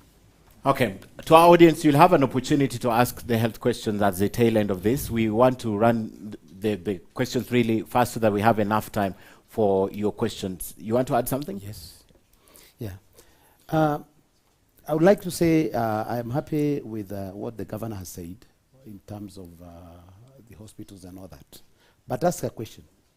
If you go next to our hospitals, there are so many pharmacies that are selling medicine, whereby when somebody goes in the hospital and is given a prescription, that is not, there's no medicine in the hospital. If the remuneration of the medics and the nurses is up to what he has said, I believe if you go to those pharmacies, most of them are owned by doctors and nurses. So as far as I am concerned, that's why I said I will be able to improve their salaries and make them permanent and pensionable. Okay. There being no other rejoinder in the matter of health in devolution, I'd like to talk about your knowledge. We'll give the audience an opportunity to talk about it, so just bear with us. I'd like to talk about in-house generated revenue, let me call it that, your own revenue from Nakuru County. And I'd like each one of you first to talk about the opportunities that are available in the county of Nakuru. And because the governor takes a front row seat in this, I'll not ask him that question. So I'll begin with Wayaki again. Your knowledge of Nakuru County, the sources of revenue, because what the national government gives can never be enough, and how you intend to tap that revenue to help the people of Nakuru. Thank you. I first congratulate His Excellency Lee for that board that he erected somewhere, coming down to Nakuru. Welcome to Nakuru, a land of unlimited opportunities. But I would wish to critique him because he has not ensured that we harness the unlimited opportunities. We have one, geothermal in Nakuru. We have sand harvesting in Maimahio. We have geothermal in Meningai. We have quarry. We have come to the town itself, licenses. We have parkings. All those things are things that can generate revenue to the county. But what the current county government is doing is casting its net narrow instead of casting it wide and getting more fish. Why do I say this? You will find them messing up with the parkings, which can generate money. They are messing up with markets, which can generate revenue. We had instances where they were messing up with the sand harvesting. What would you kindly clarify what messing means? Messing means, for example, I saw in his one of his speeches saying that he wants to make Nakuru some parts non-motorable areas because of health and exercise. Let me say this without blinking my eyes. You can never force people to exercise if they are not even having enough meal. If you are having a one meal a day, why would you need to exercise? You are even, so the non-motorable thing is reducing revenue while it is not resonating with the common man. That is a boardroom decision of somebody who is taking 3 or 4 meals a day. Number 2, we have issues of quarry and sand harvesting. There are counties that have made these as their main core revenue generating by structuring the way these quarry and sand harvesters do their business. But in Nakuru here, we have had instances where we have had a great conflict between these quarry people and sand harvesters. Your time is up. Probably you'll have a rejoinder later. Thank you. Go ahead. Thank you. Well, let me say that the issue about Nakuru County is an issue that I really understand. I would start on more revenue generation. I would start in Mai Mahiu. In Mai Mahiu, that is where most of the sand that is building Nairobi is coming from Mai Mahiu. But during my time, there was a wee bridge that was put at the middle of the town. That wee bridge was moved because there's no way that Nakuru can have 2 wee bridges. So this wee bridge is on the way to Narok. I would first of all ensure that that wee bridge is removed so that more lorries are able now to come to Nakuru to carry sand and pay cess at exit. My other point is expansion of agriculture. Most of the cess that is paid comes from agriculture. If you now interact with the farmers, there's very little, apart from lately when the county government has started giving out goats and chicken to groups. For me, the idea about improvement of farming is looking at the acreage, looking at the crops that are being cultivated, and ensuring that farmers are properly supported. By being properly supported, they will grow more, and by growing more, they will be able to earn more money and also, become attractive to investors that will come and build value addition factories, and by extension, create employment for our youth. The other one is on issues touching on our minerals. We are having, like now, we are having gases that are supposed to be extracted within some areas of Nakuru that are still underground. There are also minerals that have not been explored. We need to do all that because whatever that. Your time is up, but I want to ask you this: how is removal of the weighbridge going to increase the on-source revenue? That's one. And do you think cess, like you mentioned right at the top, is sufficient to increase the amount of revenue collected by Nakuru County, and by how much in your assessment? Because you have been a senator in this county. Yes, I'm talking about in addition. So these are the areas that require improvement so that there's more money. Because already I am assuming that there's revenue that is being collected from shops, from motorbikes, from so many other areas. I was talking about the core areas, so I have seen that, the county is not able to make enough money. I was apparently going on, but the buzz came. So in as far as I am concerned, these are additional. I am talking about a wider way of apparently getting more money. Explain to the audience how the removal of that weighbridge will increase revenue. I'll tell you this. Yes. If you go to people on the ground, they'll tell you what is a weighbridge. A weighbridge creates a very long jam. And the lorries that are going to take sand to Nairobi, the drivers are normally paid by the trips that they make. So the moment that you create a weighbridge, it creates congestion. It makes a driver go one trip and pay Nakuru one trip instead of 5 or 6. That's what I mean. But would you understand the weighbridge would actually be saving Nakuru of resources that might be going outside? How? In as far as I'm concerned, I do not believe that there are resources that will be going outside. Right now, you just mentioned it's taken to Nairobi. No. Yeah. I think we are not together. What I mean is that, you see, the sand is being taken to Nairobi. Yes. The county government is getting cess from a lorry that is carrying that sand. Currently, what is happening, the lorries are now passing through a new road that passes through Gong. So they are bypassing. The way bridge. They don't know, they are bypassing the way bridge and the cess point. That's what I mean. So Nakuru is losing. Yes. Okay. Daktari, same question. On source revenue in Nakuru County, what are the areas you would be looking at, and how much more would you be generating for this county in terms of even percentage? Thank you, Ken. And as much as we talk about in-house generated, this country collects around 2 billion. But again, we must go to who gives that money. The Mwananchi of Nakuru, our voter today, gives that money. We need, first of all, to show and engage the public on the value they get of the money.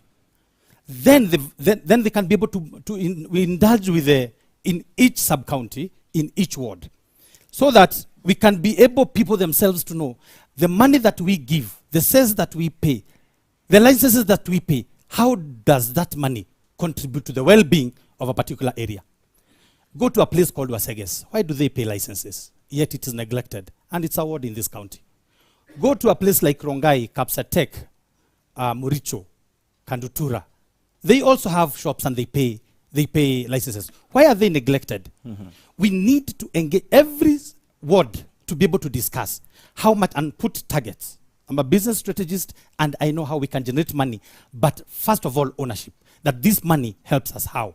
Because when you have people who are paying money every day without knowing what's doing for them. Nakuru Town East, there's a lot of revenue collected from Nakuru Town East. The side of Kivumbini, there is not single tarmac road. Very unfortunate. We are a city, free area. There is no tarmac to people where they're staying, and those people are paying. They're paying license. They are paying all this manner of things. Go to the Bahati constituency. There's one road which is starting being okay. I don't know when it shall ever be done. But that's where the quarries are. The Jothamo. What are we doing? First of all, we need to engage and indulge our people so that they become motivated even in paying. They understand the deadlines of paying. Like, how do we pay NHIF? How do we pay KRA pay? Then we are going to develop this county to the next level. There's trade. There's the people in the marketplace. There's the border. They're always complaining. They're not understanding why you are charging them that fee. You have increased from 200 to 400. They need to be told why and what is the value to them. Then they can happily be able to contribute. And we shall increase revenue collection if someone knows the benefit that I'm getting from it. But if we continue with a hands-off system that we use the askaris to be able to chase people, it is very unfortunate. Okay. I'll bring it to you, and I also want to know your ideas for the people of Nakuru. And because you're a man of facts and figures, please present us with some facts. In terms of how much more we are likely to collect. Okay. Because they have mentioned all the sectors that can be used by this county to generate income. But zero numbers. So, yes. Go Okay, ahead. fine. I'll do what you said. I'll give you numbers. Okay, in my Mahi alone, if we to collect about every day, we collect about 2 million cess going to Nairobi. And cumulatively, that's about 720 million. That's the kind of money that goes. But if you look at the books, only about 20 million goes to the book. So actually, in form of cess, I saw it. So we are talking about, I don't know how we account for 680 million. If we go to motorcycle industry, there are 120 motorcycles in Nakuru, Lafri. They pay 3,500. Aggregated, that's about 450 million. But if you go to the books, actually it doesn't even exist. I didn't see it in the budget. So what we are saying is there is money, but most of it, I don't know where it's going. You know, maybe the governor maybe might tell us where the money goes. But what you do if you want to make more money is you increase the pie. You have to think outside the box. Start harvesting. As much as we are talking about construction, most people do not know the gadgets you have right now in your pocket. Use what we call microchip, and it's made from silicon dioxide. And did you know it's extracted from sand? I know you don't know that. And the first companies to do that is Taiwan, Samsung. Mr. Governor, if I was you, I would grab whatever in a paper and go to Samsung and ask, can we use this? You know, if we do that and get ourselves in supply chain, we are talking about 200 trillion industry. If we just get 1 trillion of that, Nakuru County, we would not be taxing boda boda. That one I want to eliminate. No boda boda will pay. Mama Boga, 5,000 another, that we will eliminate. And then we will force them to use National Hospital Insurance Fund as operating license.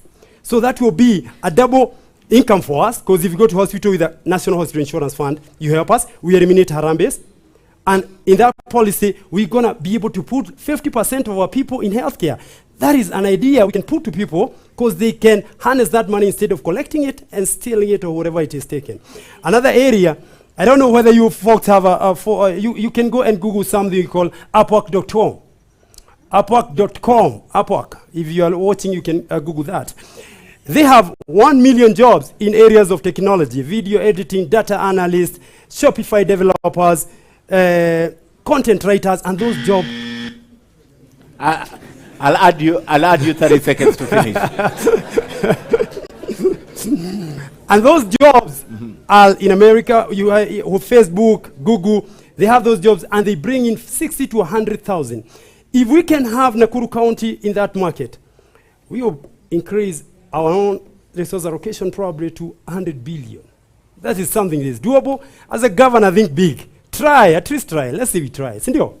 How do you think about it? Yeah. So my ideas are big.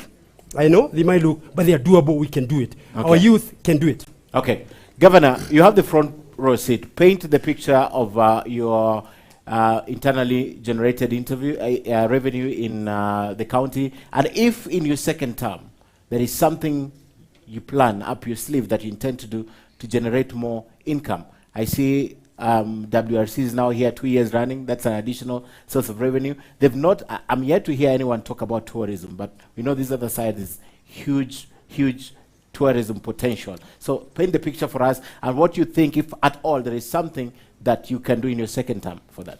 Okay, thank you. I think it's good to note that the last 2 years, because of COVID, revenues have been greatly challenged. We've had to give many waivers to business people, to bar owners, because they were no longer operational, and that has impacted on our balance sheet.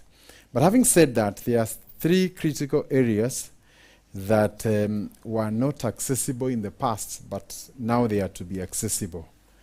As you know, mining is a devolved function, and therefore geothermal activities would fall under the county. We worked together with the National Assembly to come with the Energy Resources Bill, I think 2017-2018, and it allocates about 5% to the counties. And therefore, very soon Nakuru will be billing both GDC and KenGen for mounts depending on the output every month or every quarterly, as will be agreed. So that one has already been done. We've also had a challenge with the issue of cess from tea factories.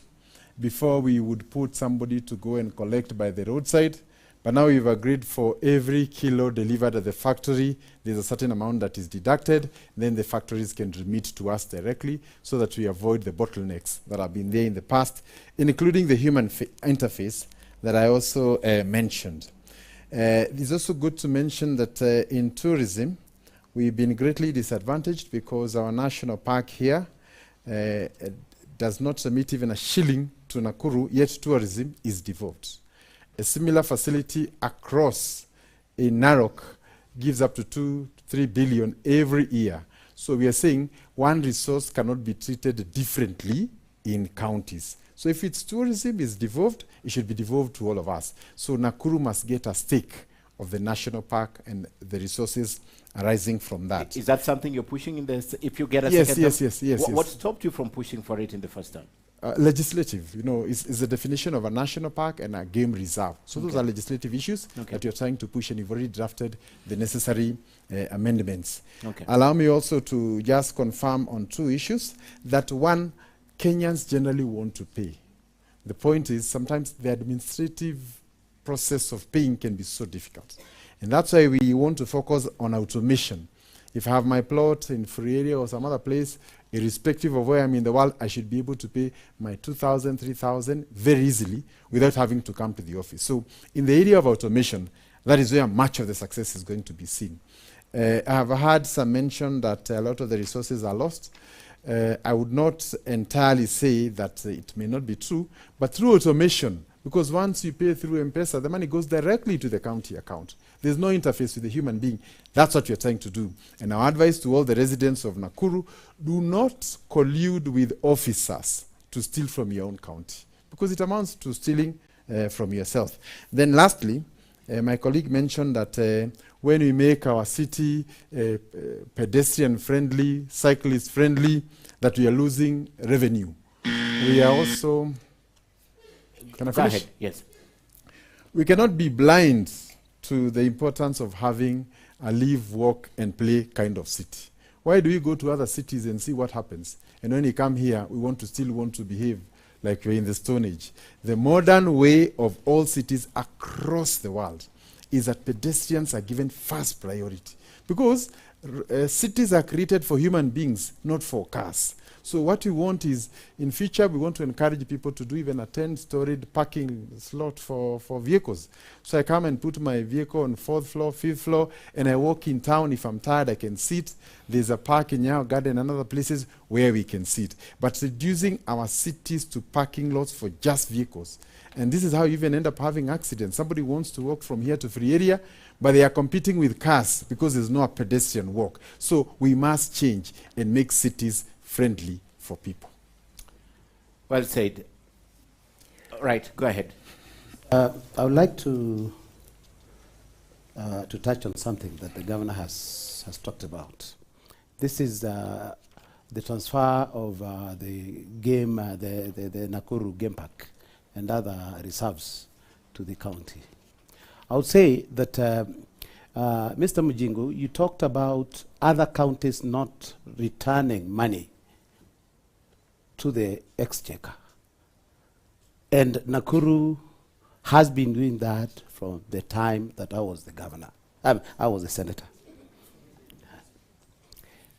The issue about return of revenue or return, or, having recycle or carrying forward of funds from one year to another is something that really handicaps Nakuru. In that, there's no way that you can go and start fighting for more funds if the funds that are being carried over year in, year out. So somebody talked about 17 billion. 17 billion, if you look at, if it were facilities, if you're talking about uncompleted projects, to be able to have uncompleted projects costing 17 billion, that's a very high figure. So I tried as much as I could, but the element that money was not being utilized apparently became a handicap. So it is a way that we are supposed to be utilizing to the cent the amount of money that is coming here, so that if we want anything to be released by the national government, to be able to release it to Nakuru, because we have already shown that we have the capacity to utilize what we've been given. Okay. Now, Dr. No, just a small explanation and understanding of the senatorial role in this county. They have failed us because the governor here is suffering to get the money from the parks. If you go to Masai Mara Game Reserve, all the money goes to Narok.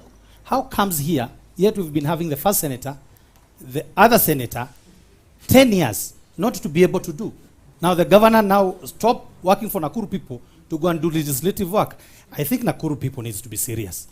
We must get it right. If you're a senator, do legislative work. Narok benefits from the billions of Masai Mara.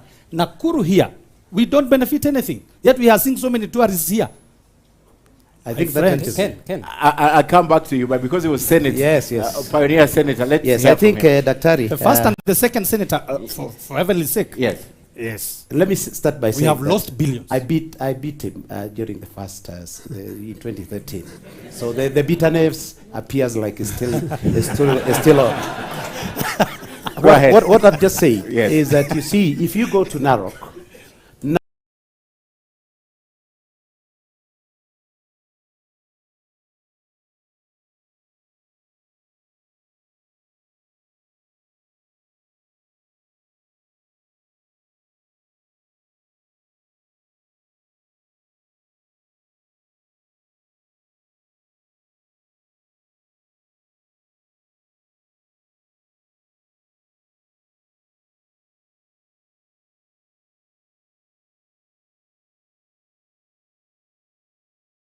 funds. It's an issue of legislation No, that lands on the table of elected members of parliament. But what's happening is that you see you are the senator, you know, the government is, your county government is returning money. How do you again go fight for more? I think Ken Hold. sorry, Ken, just a minute. The governor needs to respond. Yes, then I'll come to you, Ayaki. Yes. Okay. So first, I think it is very irresponsible for us on national TV to say that there is a county that That does not finishes return. all the Yeah. money. You know, even if you want to appear good, I think we must also be factual. Even the national government, if it has so many trillions that by June 30th it has finished everything, that is untrue. Two, I would want to hear of any evidence of a motion tabled in Senate or even the National Assembly for that matter with respect to this national park. So it is one thing to go and talk in other places. You are a senator to go and legislate. Was there any bill that was tabled during his time? You cannot say that I did not table because funds were not. And just for your own information, I would ask them to look at other counties, Mombasa, Kisumu. This is a big issue, you know. It's not something to do with Nakuru. Even national government has those issues. So I think when you keep on saying that money was returned, I think we are also not appreciating the circumstances of running a government. And a government runs in perpetuity. I found debts in the county, I have paid them, we are moving on. But you cannot just come and tell everybody to queue, you give them money, because you have to verify. Probably you leave some. Yeah, so that's how it goes. So I would want evidence of any bill tabled. I need to note this before we lose. Yes. The issue of... First, is there any bill tabled when you said That's what I wanted to... Okay, let Before he Wayaki gets weigh into in. my Yes. side. The issue of tourism being affected by COVID, that will not play here. Why? We had issues of once tourism affected in Mombasa by terrorism. The government created incentives. I can remember even then the per diems of government officials were equalized, where you could choose either to go to Mombasa or come to Naivasha. That being an incentive. I have not had our current governor negotiate with the national government to have incentives created to promote tourism in Naivasha, Elementaita, Nakuru after COVID. So the issue of saying that COVID affected our tourism, to me that would just be bare excuse. You're also asking the governor to table evidence that was done? He should table evidence where he has negotiated with the national government. Carry. Thank you. I think the debate is becoming a little bit interesting. I would say this: the governor has challenged me in terms of a bill and all that. The system of the Senate is different. It is not. I believe the governor has been an MP. He has never been a senator. The system of the senatorial position, the system is different. So I would rather that we do not engage on that.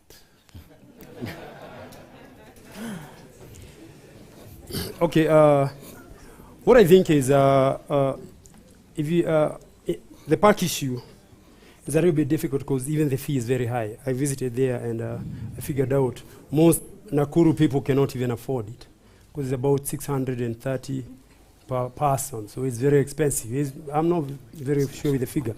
But I would like us to concentrate on what is going to create jobs for our youth.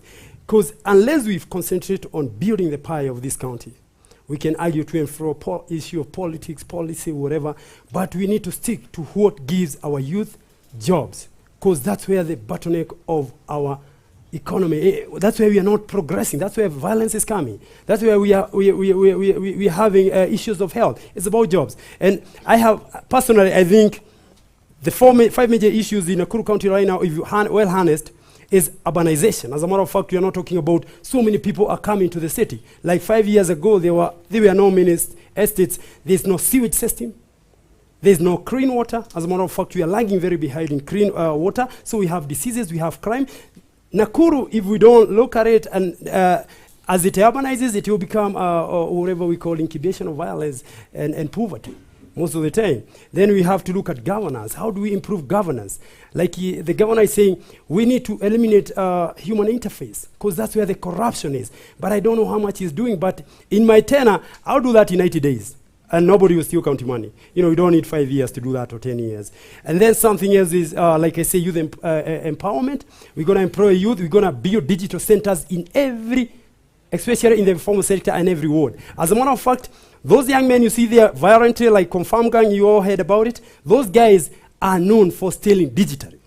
They are very smart. So I'm going to harvest that knowledge, put it, and then give them jobs. Elijah, I have a question on what you've said. Do you understand the process of procurement in the country, and how do you intend to utilize a 90-day window to ensure that the governor said he's done 60% automation, to ensure that the 40% automation will be done, because you're promising 90 days to procure a service for the county. If you understand the process, is that even sufficient? Where is it even documented? No, the governor has what we call coercive power.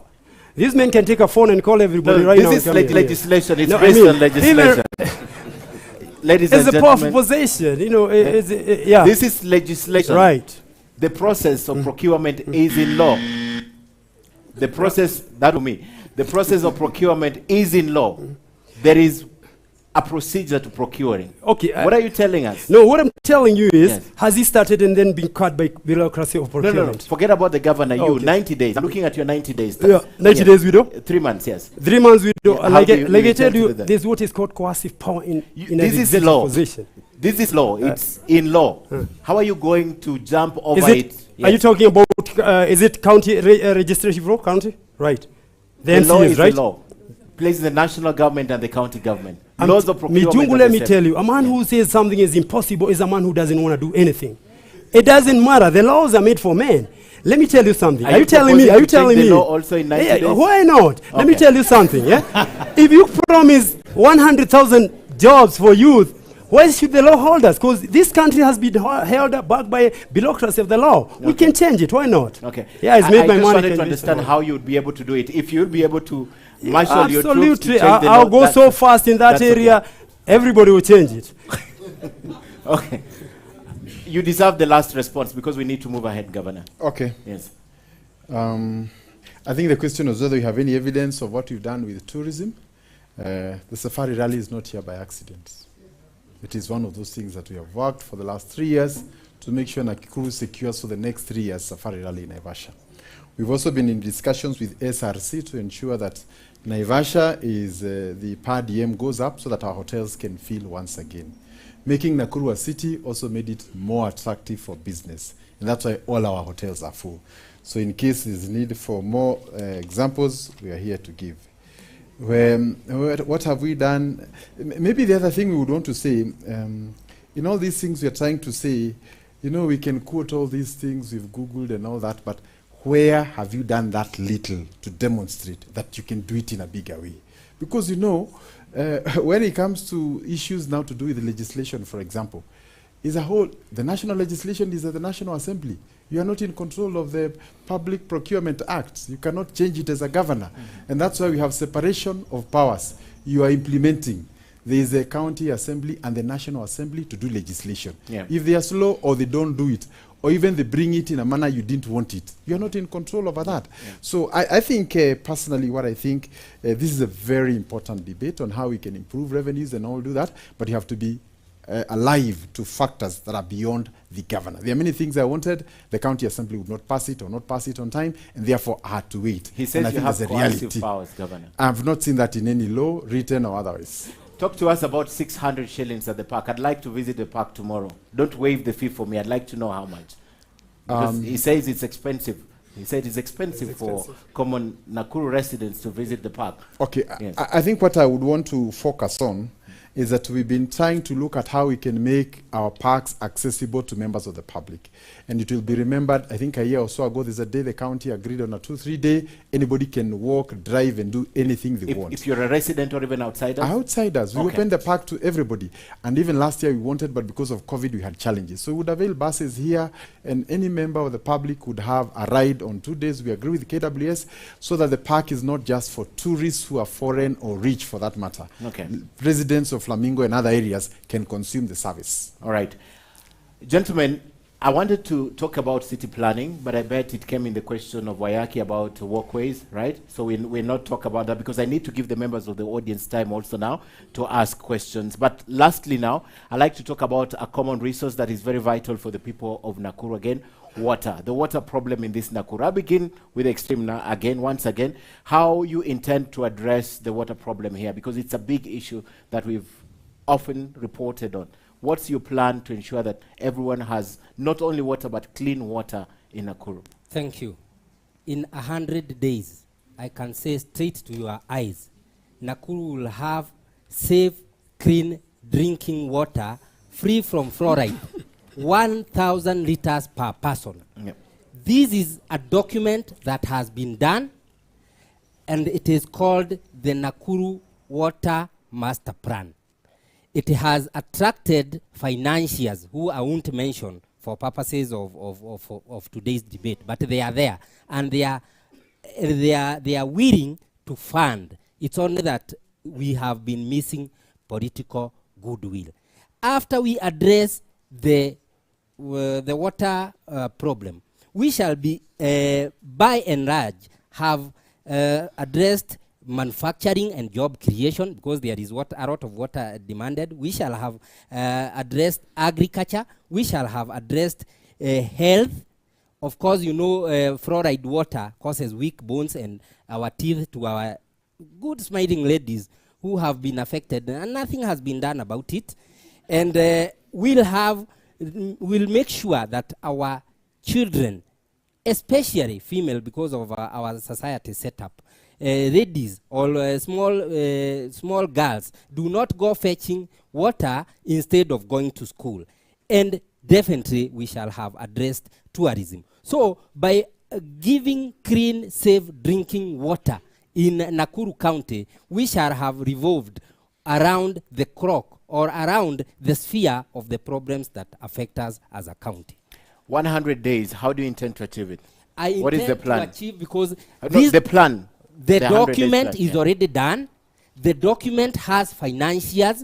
You only need to implement the document, and the financiers are willing to do it. And this can happen in 100 days? This I can attest, and if it doesn't happen, I will resign.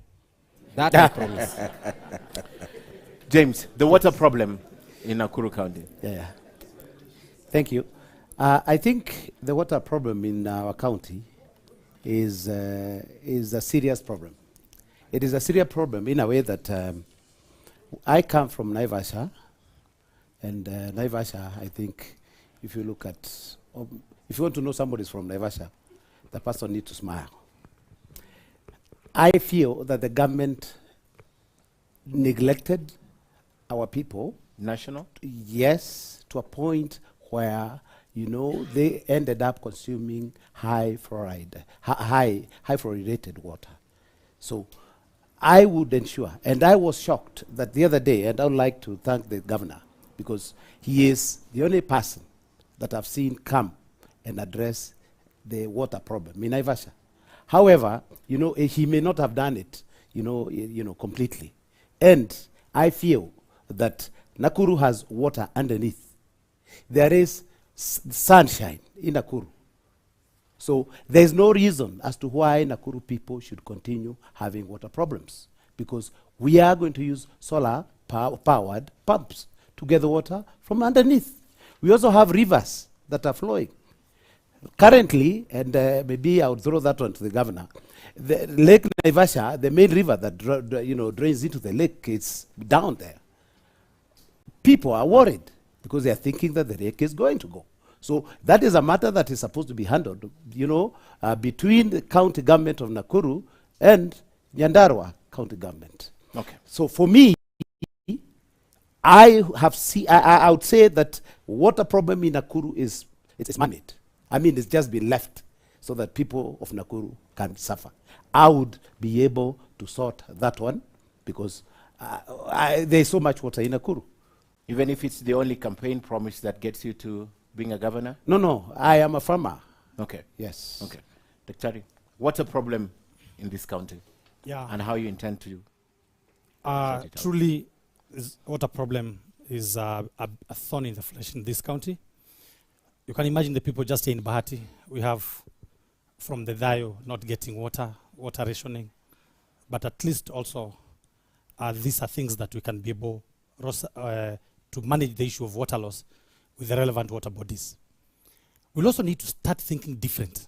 Lake Naivasha is a freshwater lake, which can bring us a lot of revenue. Plus, the entire of Naivasha and Gilgil, we can do farming. What if, and at small scale, I saw this thing had happened a long time ago in a place called Waseges. Get the money, get the water from Naivasha, pump it up Longonot. Through gravity, we shall farm the entire of my Mahi wards, the entire of Naivasha, the entire of. And while you are pumping, again, ensure the water catchment areas are flowing to the river, to the lake.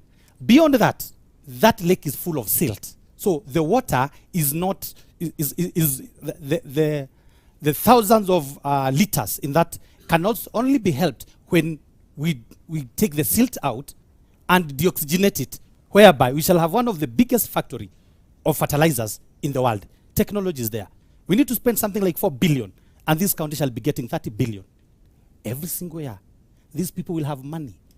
Even that issue of dechlorination, you'll have money to change your lifestyle. You can also be able to have bottled water from one resource, and that is Naivasha. Come to another, and now water will take us to the next level. And that's one of my pillars, one of my big fours. One, I'm saying maji, kilimo, then biashara, barabara, na viwanda. We will create a lot of jobs. Okay. This issue of waiting a white guy to come and give us solutions, we have the solutions ready, but the voters also have an opportunity to do their part. Stanoni dawa. Elijah, sorry, I have to skip the governor each time because he has a front row seat in all these things. So giving him an opportunity before you as a candidate would be unfair. Nakuru, we are 2.1 million residents, and water coverage is 1.2 million. So we have like, if we look, we have like 58% coverage. We have 42% of our people don't have water. There are many things we can do to mitigate water, especially water harvesting, because when you're talking about water, we are talking about clean drinking water. If we can be able to get a fund whereby we go to the world level we manage women groups, and then we can give them a fund whereby they can locate that fund by buying tanks and gutters. We will move water from, like I said, 58% to almost 70%. And then we can come to boreholes. We have technology. Right now we have pumps that can use solar energy. So in areas like Maimahio, where we, Gilgil, where we have a lot of, where we don't have water, we can use those pumps to pump water from our ground. And then we have to think about dams, we have to start harvesting. Water harvesting techniques, the natural water, is the easiest way to get water, even before we think about anything. And then treating that water for human consumption is very, very important. About irrigation with the water, water irrigation, if we go, like I told you, I was in teepees when I was coming here. And I thought there's a lot of water, and we can go to very high yield crops, like green peas. And if we can be, an acre of green peas will generate like almost 200,000 shillings every month. So as the land contracts in Nakuru County, we need also to change our mode of farming. We need to go to high yielding crops, which can add value, and we can export and bring money to our farmers. And in the process, we can create jobs for our youth. Like I said, my philosophy is jobs, jobs, jobs. I thought you said there's a lot of unutilized land in Nakuru County. Oh, yeah, but you know who owns it. I'm talking about, who owns it. I'm talking about an average farmer. Wajiko is under 2 acres acreage. Okay. And as a matter, that's it. But if you talk about Daramea owns like maybe 1 million acres, I don't know. Okay. But yeah. We cannot confirm or deny that. Yeah, Governor. I don't know. What have you done? Because they are looking up to you 5 years. The water problem persists. He says you're the first to go to Naivasha and attempt to address it. So. Okay, thank you. So allow me to start with Naivasha. And to confirm that Naivasha, we have both the quality and the quantity of water available. Under quality, the acceptable levels of fluoride is about 1.5. And we found out that there were boreholes that were having up to 5 and even 6. which is extremely high. So one of the things we are doing as a county is to close all those high fluoride boreholes and try and have those that are maybe 2 or 3 and below. And eventually we should be all at 1.5 and below. And we have made very good success. I want to confirm around the Malewa area near the highway, we have been able to get like 5 boreholes that are very high yielding. And we have done a pipeline from Naivasha to Longonot all the way to the industrial park. This is a national government project, and once it is opened by the president in the next maybe month or so, is going to be a major boost for water issues within Naivasha. It is meant for the industrial park, but it will also supply the communities within Naivasha and also Longonot. It's a nearly 1 billion project, and this is just phase 1. Allow me also to say that in the last 4 months, we have drilled 50 boreholes within Nakuru. And some of them are in Joro, Bahati, Olenguruoni, and all those. And I'm sure members of the public will relate to this. And this is meant to alleviate the water shortage, especially because of the Itare challenges that were brought due to integrity and other related issues. But if that project had been completed, we would not be talking about these issues. So what you're doing is more of a stopgap measure. Then also to confirm that the county government of Nakuru is at an advanced stage of getting a 3.2 billion loan for Nakuru town to establish a sewer system and also to expand the water sources, especially around Kabatini and those other areas. So to expand the source and also to do more sewer in Naka and all those other places where we don't have. We also are trying to look at how we can enact water harvesting laws, because what is happening in this country is that when it rains, all the water goes. And the following day, we are all complaining. So we would want to make it that before you're allowed to occupy your house, you must demonstrate that you have been able to take all the water that will come through your roof. And I think also at this stage, it's good to note that part of the roofing that we are putting now may not be very suitable for water harvesting. So we need to do a bit of harmonization to ensure that all the water is done. Then I think also to confirm that in the water laws in this country, establishment of water sources like dams, like Itare, is not a county function. So we must have good partnership with the government of the day to ensure that money is put, if it's in Nyandarua, so that we can get those big dams that can act as water reservoirs and also as sources of water for the urban areas down. And therefore, again, and I want to insist, a good working relationship between a county government and the national government is key to solving all these issues. Thank you. Just an additional question to you. You spoke about Itare. If it was up and running, the water problem will be sorted. The distribution line is set for the county of Nakuru. You have a line that if you just have the water will be distributed to the whole of Nakuru. The project had various components. One was the dam. The second thing was to bring it to a treatment works around Kamara area. And then the other one was to bring it to the big tanks. Once it gets to the Nakuru tanks, we're able to reticulate. So that line here exists. That one is there. All right. So gentlemen, I've taken a lot of your time, and especially the audience who have been very, very patient. So I'd like to take it to Suleiman Yeri, who's my colleague. He'll take it. Anyone who has a question, and later it will go to Ibrahim Karanja. Naam, shukran sana Ken Mijungu. Nitakuwa nachukua maswali kutoka kwenye mitandao mbalimbali hapa ambayo yamekuja, na nitauliza vile ambavyo yapo bila kuongeza neno au kupunguza chochote. Nikianza na swali ambalo linafungamana na masuala ya afya. Ile itakuwa ni swali linaenda kwa gavana Lee Kinyanjui, kwa sababu kuna mmoja anauliza kwamba our main concern is the terms of employment. We have been on contract since 2016. We are referred as casual workers, so we offer services that we can't receive since our NHIF is on national scheme, yet we are civil servants. We have never had pay slips, so we can't access loans from anywhere. Our salaries has no other benefits like our colleagues who are on permanent basis despite being exposed to the same environment. We get cumulative of 50K per month. We don't have any allowances. Our main concern is why is it that only Nakuru County that doesn't employ medical staff on permanent basis? The drivers are employed on permanent basis, even some casual workers, but health care workers, we have been suffering all through. You will have a minute each for the responses so that we have a lot of time and can take questions. I don't know how many questions you want to take. One more. Another question still on health issues. Yes, Nakuru health sector is high. On Twitter, Dr. Michael Ndonye. Nakuru health sector is highly privatized. What plans do aspirants have to equip public health institutions which are affordable to county residents, starting with Nakuru Level 5 Hospital, which lacks most basic medicine and medical equipment? Nam, you can take those two. Both questions to the governor.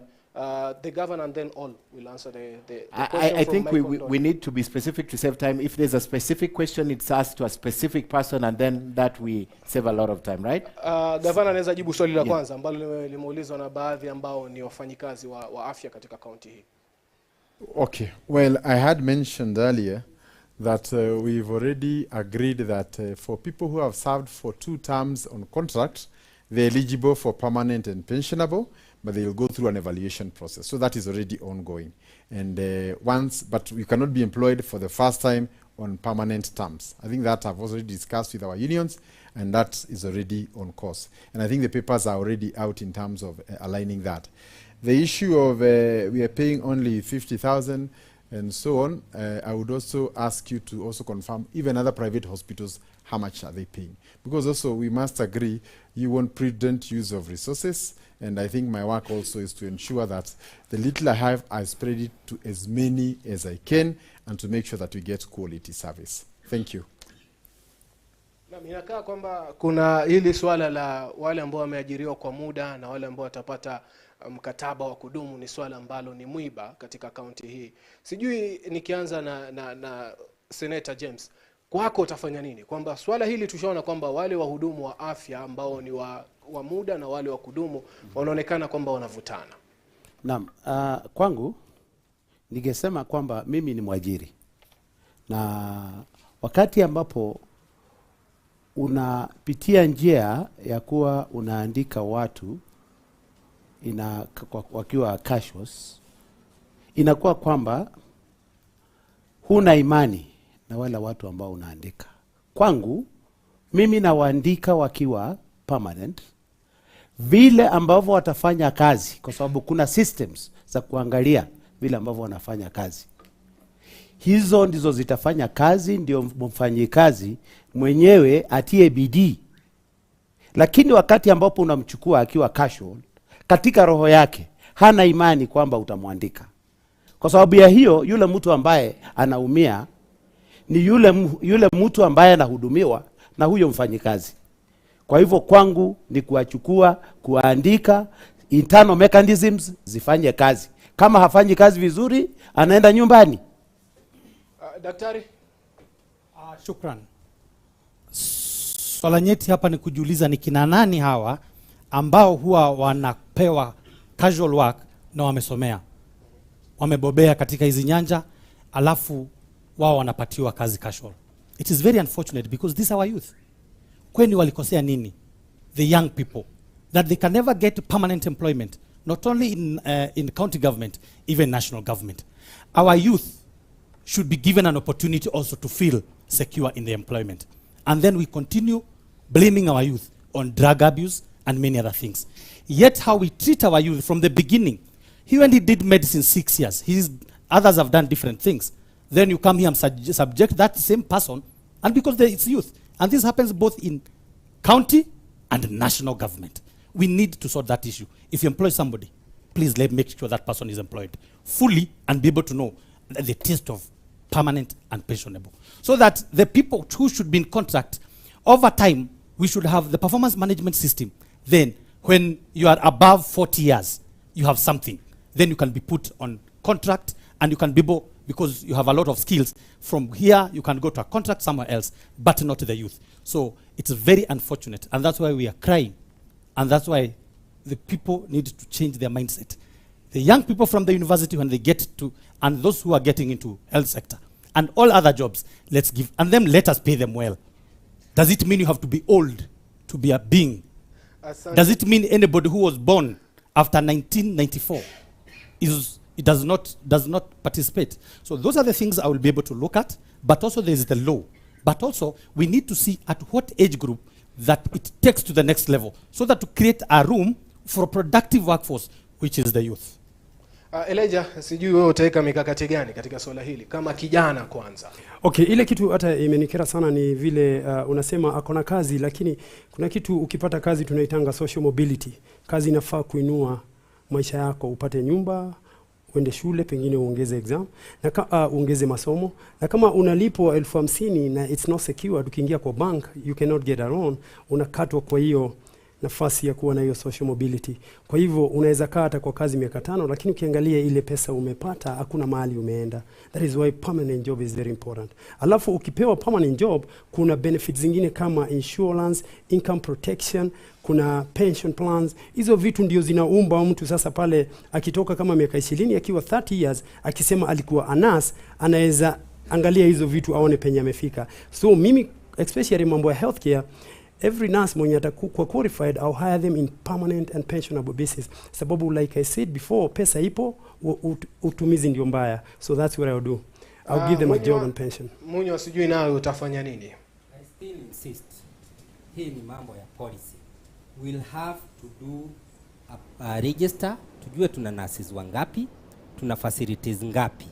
Then tufanye demographic test.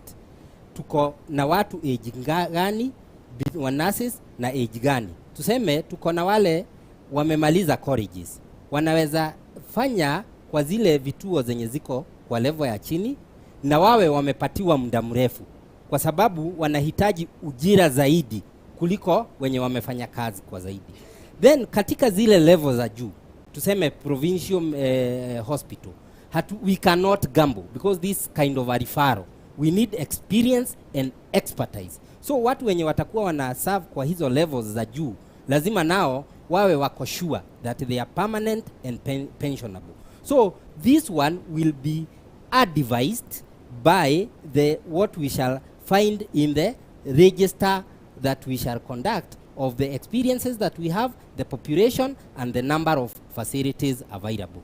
And to crown it all, my running mate is a practitioner, a medic. So he will come in handy. He has practiced in Kenya and outside. Actually, he has even, he was so instrumental in starting the medical school in Egerton. So he will also be so instrumental in advising on how we shall implement this policy. Asante sana Munyo, nataka gavana nataka kujibu miongoni mwa masuala haya. Naam. Asante. First, the use of the word cashier is inappropriate. Cashier is very different from contracts. And I said all hospitals in Kenya, private hospitals, employ their doctors on a contract, 3 years or 4 years. That is not the same as cashier. And like I said, I'm also on a 5-year contract. And globally, that is a practice. So that you have to defend yourself. If you're a surgeon, how many surgeries did you do per month, per week? And as you defend yourself, we improve the service. One of the biggest challenges we face in Kenya is that as soon as people become permanent and pensionable, the laws of just chasing people are very tough. You don't just tell somebody to walk out in civil service. So I think it's also good to ride on what is practical and how we move forward. 2 is that amounts for payment of salaries are guided by SRC. So you don't wake up as a governor today and decide I'm going to pay every nurse 500,000. That is not possible. So you're also working within the labor laws in your country and also in your county. Thank you. Asante sana bwana gavana. Nataka nirushe upande wa pili sasa ambako mwenzangu Ibrahim Karanja yuko achukue maswali upande ule tuweze kusikia nao ambao wako hapa wana yapi ya kuuliza. Naona ni wengi, mikono iko juu Karanja. Yes, Suleiman, there are so many people who want to ask questions, but it is fair also to consider gender because all along we've been listening to men. So I'll go to a lady who will be close to me, or let me give that opportunity to the ladies on your side, Suleiman. Thank you very much. I think it was very wise of you to consider the gender card. My name is Rukia Ahmed from the Civil Society Organizations from Nakuru, and I'm glad that all the candidates have touched very well on the issue of water and how they are going to provide water, but I've just had the governor talking briefly about wastewater management. Remember that with every water consumption, 75% of that water actually goes back to wastewater. So what mechanism have you put in place to make sure that wastewater management is well taken care of? Are you going to offer solutions that are permanent? Because we have seen that centralized water treatment plants, like the sewage system, is non-functional at the moment. And the world over are adopting the decentralized treatment plants that are actually allowing for treatment of water and recycling back to the buildings that are consuming the water. So what other mechanisms have you put in place, considering that 75% of the water consumed is actually wastewater? My second question, we're talking about legislative or legislation. When you talk about legislation and pushing to National Assembly and the Senate, we haven't talked about how legislation works in the County Assembly. We have seen several policies being adopted in the County Assembly. We haven't seen any one of them being implemented or even an attempt to do so. We have the violence prevention policy, which was adopted in the County Assembly in 2019. We have the peace policy. What is the question?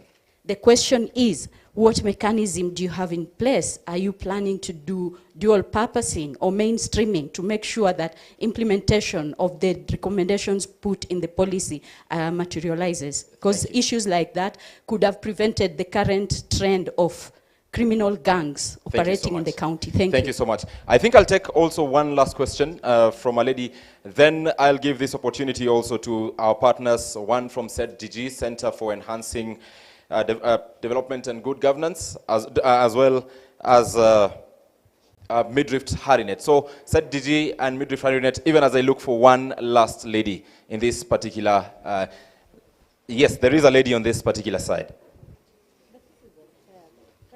Thank you very much. My name is Mary Mengech. I'm a mental health professional. My question is about health. The research says that 1 in 4 people suffer from mental health illness. Our sound is good. Yes, it is.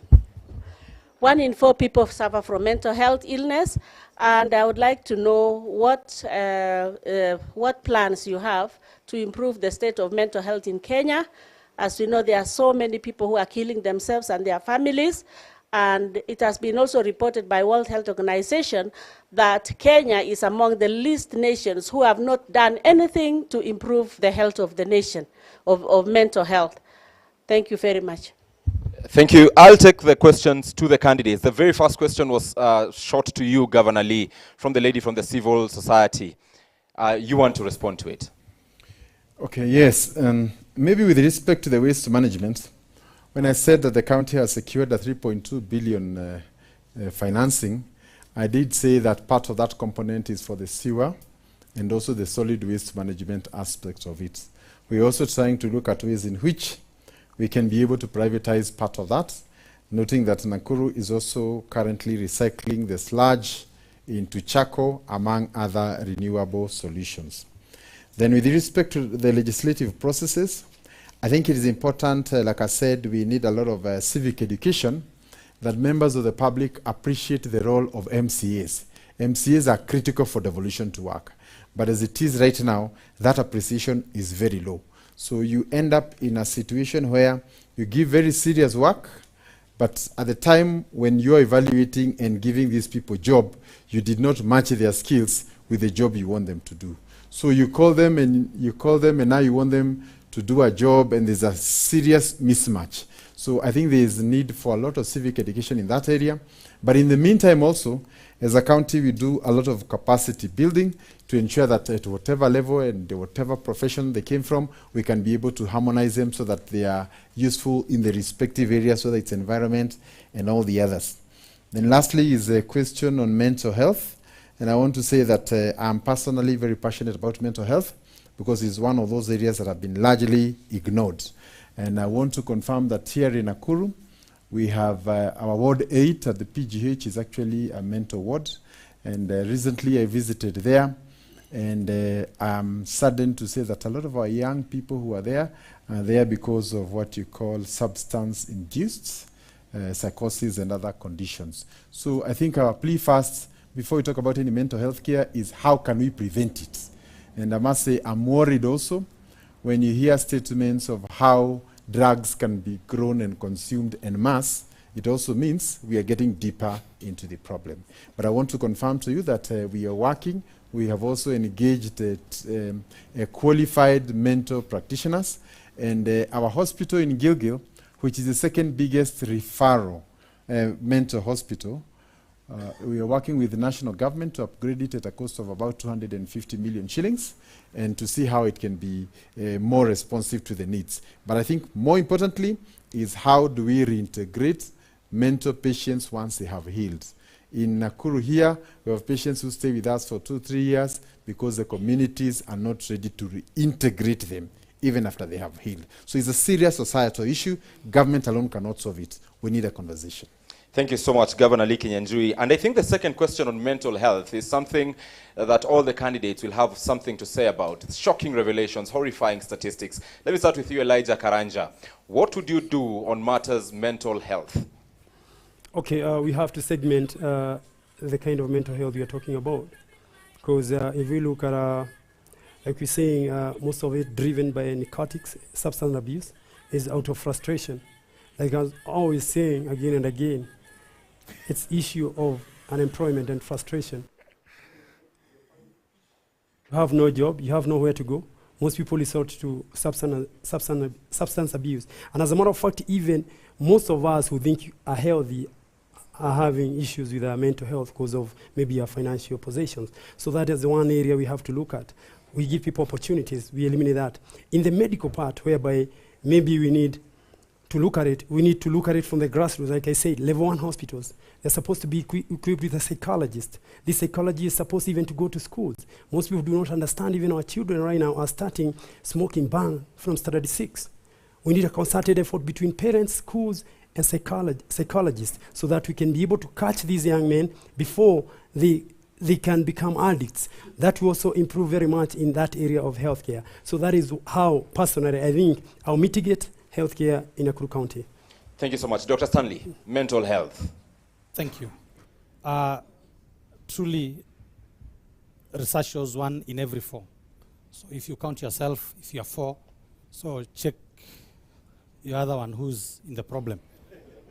Because that's it, that's research. We need to address the real issue that brings mental health. In this country, in this county, what do we farm? How do we feed? We are on God's pure mercy. What food do we get in this county? In this country, how are we feeding? And the wonder we are crying with 230 shillings a packet of gali. So you can imagine the more the prices of products and goods going up, now it will go to more than 1 in every 4. So we need to address the issue of food security. And that's why, with me, my deputy governor, I was very careful to get an agronomist, somebody who has masters in agriculture and agronomy, to start thinking about this county, how we shall feed ourselves. I've gone this county, every ward, every village. You cannot see anywhere you will get even 1,000 acres that one food crop has been done, so that we can go to the next level of value addition. First of all, we need to eat.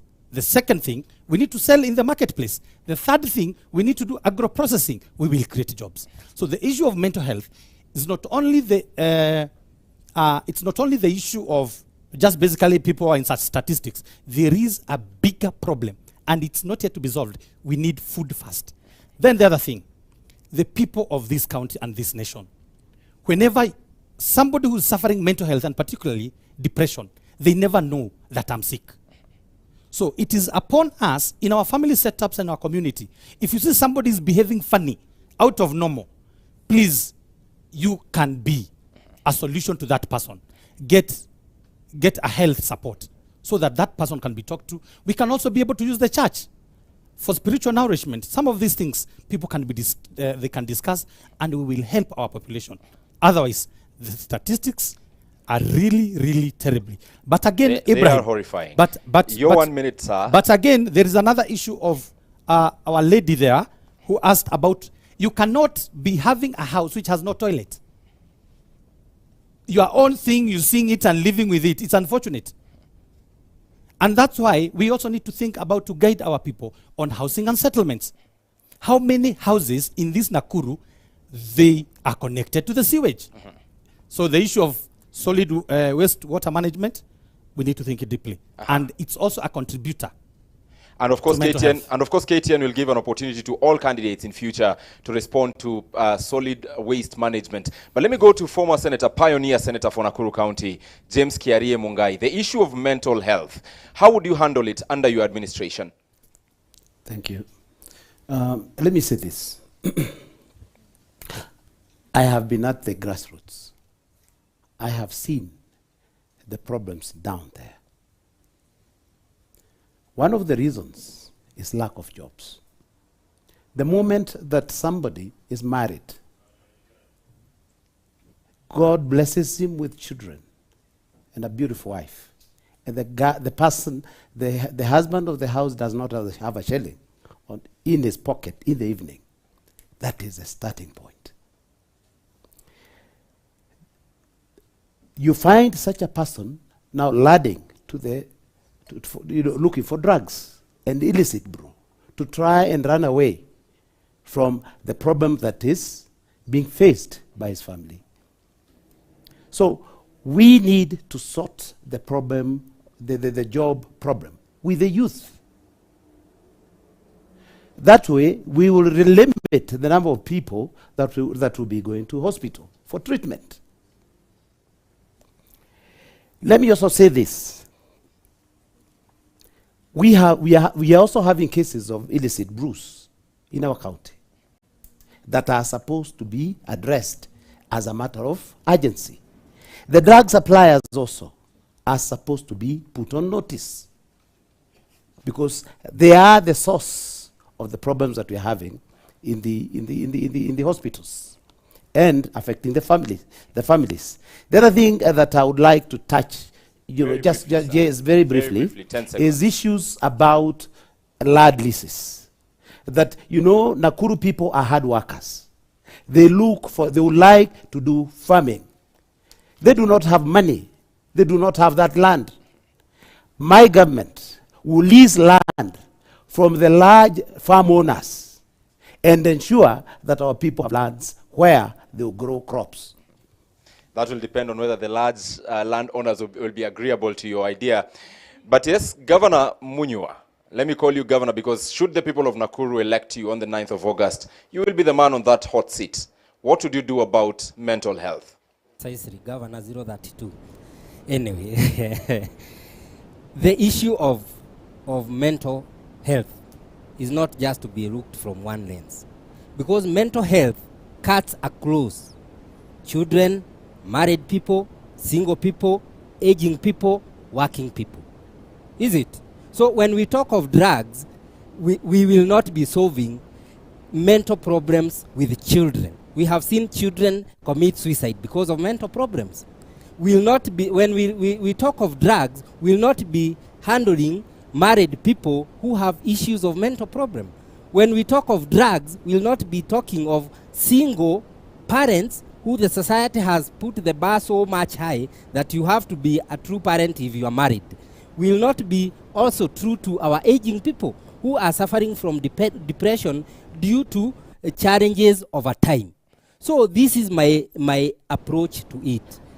We have a correct study, cluster these people with their ages, know what causes mental health to working people, like we had issues with policemen having mental problem, and I can say with our utumishi kwa wote, they very few are in drugs. That is why we enjoy peace and harmony in the country. So we cluster these people and get to know the uniqueness of each and every cluster and what causes the mental problem. Then create centers within our health centers to address each and every cluster group. All right, thank you so much. As we wind up this particular conversation, our partners, Amnesty International, SEDDG, and Midrift Harinet, were to ask questions. Someone from Amnesty International, please. Oh, first of all, my name is Alvin Kisara. I'm with Amnesty Nakuru. First of all, thank you so much, Governor, for cancer treatment radiotherapy.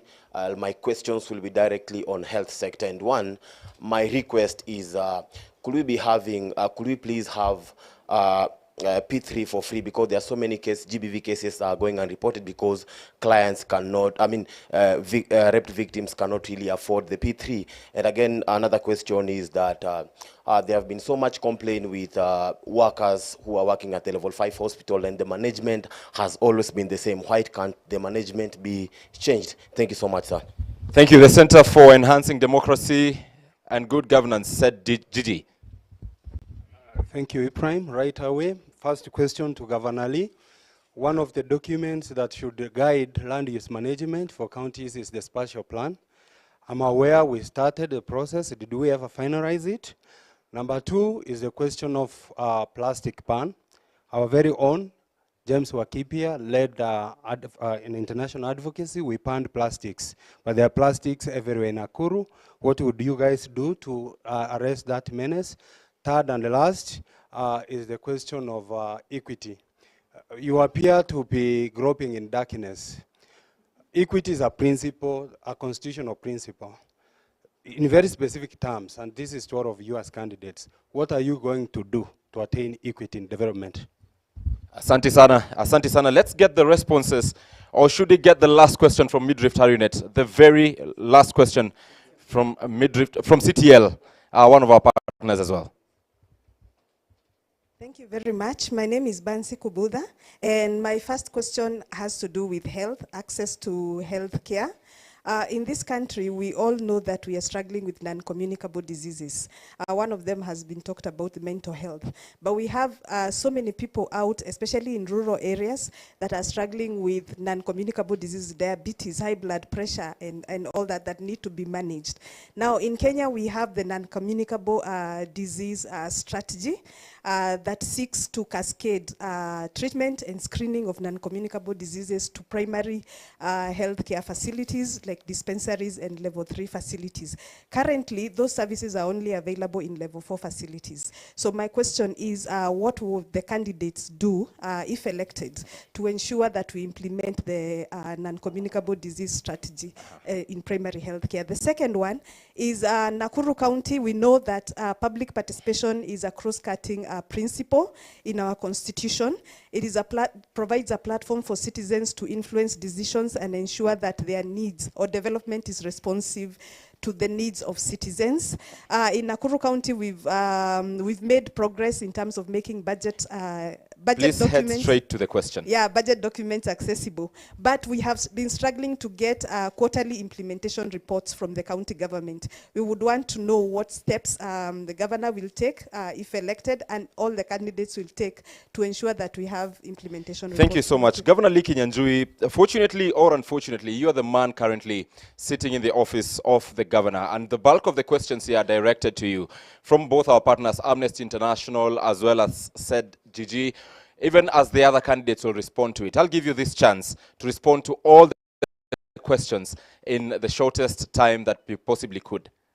Okay, thank you. I think the first one was with respect to P3s and that they should be free. I could not agree more, but as you know, that's another department of government, but I want to take responsibility and will follow up with the matter.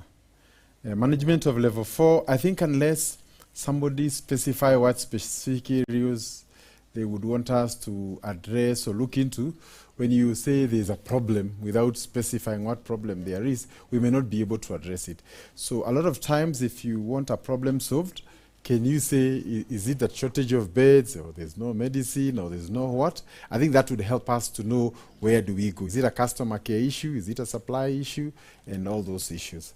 Then spatial plan, we have not yet finished paying the last amount. I think it was done by a consultant from outside. And I think as soon as it is done, we also have to find a way of now tweaking it to the city status so that now it is also married within that respect. I can get the finer details, but generally that's the last I knew. Plastic enforcement, I think we would not want to now run after people here. The best thing is normally to make sure those who are selling are not allowed to sell it. Are they supermarkets or people packing it in whatever? So it's better to deal with it from source than trying to run after it. But I still want to confirm that we still have a big problem with drinking water.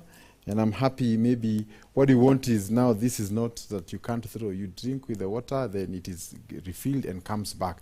But as long as you're using the other plastics that we normally have, they form like 40% of the plastic garbage that we are seeing around here. So I think that's an area that we need to work on. Then equity in development, I think that is an issue. But I think for Nakuru, we give our resources per ward. So ward, say, Menengai or Maimahio, will have 30, 40 million, where residents go and decide how they want to use that particular money. So for Nakuru, we have a ward fund that addresses the equity issue that had been asked. And then non-communicables, I think that is very important, that the challenge we are currently having is that people come to hospital when the diseases, the non-communicables are at another level. So the issue is how can we enhance early diagnosis? And this can only be done in our level ones. We're trying to work with our community health volunteers to be able to pick the early signs and be able to give referrals. But I must say this is work in progress. Although in certain conditions that are progressive like cancer, it remains our biggest challenge. Over 80% of the people who show up in our hospitals are in level 4, and that complicates the management of that particular disease. And lastly, on quarterly reports, we can make sure that those things are available online. You don't need to know anybody because that's a public document. Thank you. Thank you so much, Governor Lee Kinyanjui. I'll head to Munyu Awayaki. As a governor candidate, you have heard the questions that the civil society is asking about. They are concerned about environment. They are concerned as well about climate change. You must have noted down the questions. Yes. How do you react to them? For the P3 forms, I wouldn't wish to react because that is a domain of another arm of government. It's national, but we can negotiate on behalf of people of Nakuru. Complaints of workers will need to establish in our hospitals what is this that makes our workers complain. What are the issues that make them not feel comfortable in their workplaces, so that we can address these problems with their uniqueness. We cannot have a universal way of solving what is affecting, say, people in Moro and what is affecting people in Gilgil. They will need to be customized, and we address them with their uniqueness. Then there is the spatial planning of land use. This is so passionate to me because this is my background, surveying. We saw the president of this country actually initiate the GIS, the Geographical Positioning System. And we'll have to copy-paste what the national government is doing to bring it down to our county. And it will even further assist us in zoning areas that are more prone to crime. Then we have the plastic ban and use. For the first time, this I would agree with Lee for the first time, that we'll have to arrest the source of this plastic so that going forward they are not put in use. Then equity. Equity, this one I can tell you here without blinking my eyes. None of these running candidates has clearly shown their running mates because they are hiding them. Because most of their formations of their governments that they want to bring into being do not reflect the outlook of this county. And I'm challenging them here. Going forward, they campaign showing their running mates, like I am doing. Access to health care. I'm about to finish. And communicable diseases. You realize that this Nakuru County is a food basket, and when we address nutrition, some of these non-communicable diseases will be addressed. Finally, public participation. I can, in a scale of 1 to 10, I can rate Governor Rees Kinyanjui at 2 because he has been denying people from doing public participation, like an event that I can quote of 30th May in Naivasha, where we sent people and they were denied room to get into the hall to do public participation. Thank you. I'm sure as we wind up this show, Ken Mijungu will give that opportunity to the governor to respond to the 20% rating. But let me go to you, Senator James Kiarie Mungai. The issues raised by our partners, how do you react to them? Thank you. Well, the friendly fire seems to be going up, huh? But yeah. For the P3, I'll be able to try and negotiate with the national government to see whether they can be able to bring it down, and also ensure that the availability is looked into. On plastics, I will ensure that there is effective enforcement. That is on the people that are, first and foremost, the people are not supposed to use plastic, and they should be made aware that they are not supposed to use it. The disposal element also is supposed to be looked into, and the source of that, of those particular, you know, of the plastic materials. On equity, this is something that is very sensitive to our people. I would say this: the 30 to 40 million per ward is not enough. In my government, I'll be able to look at a ratio, at a figure of 50 million per ward to 100 million to run progressively. Because as I increase the revenue, the same way the money being allocated to the wards should increase. On the element of non-communicable diseases, I would put a lot of emphasis to the CHVs. This is a section of workers that has been neglected. I will ensure that they are properly remunerated, so that you know, they are able to go to that bottom point of our society where there are people that have these challenges. On public participation and the release of the quarterly reports, I will ensure that that is done according to whatever that we shall have agreed with the people that we'll be working with. Like I've said, the CHVs are supposed to be salaried. They're not supposed to. Currently, they're being given a token of 2,000. Yes, and that is a bone of contention. Yeah. Thank you. Thank you so much, Senator James Kiarie Mungai. Dr. Stanley Karanja, your reaction to the concerns by our partners. P3's abstract, police abstract, it's a big issue to the citizenry of this county and this country. We need to work with other arms of government to be able to make sure that people can be able to get these things so that they can progress to the next level, the process of each, so that they can be able to gain what they are looking for. Management and capacity building, not only for the health workers, for the entire county.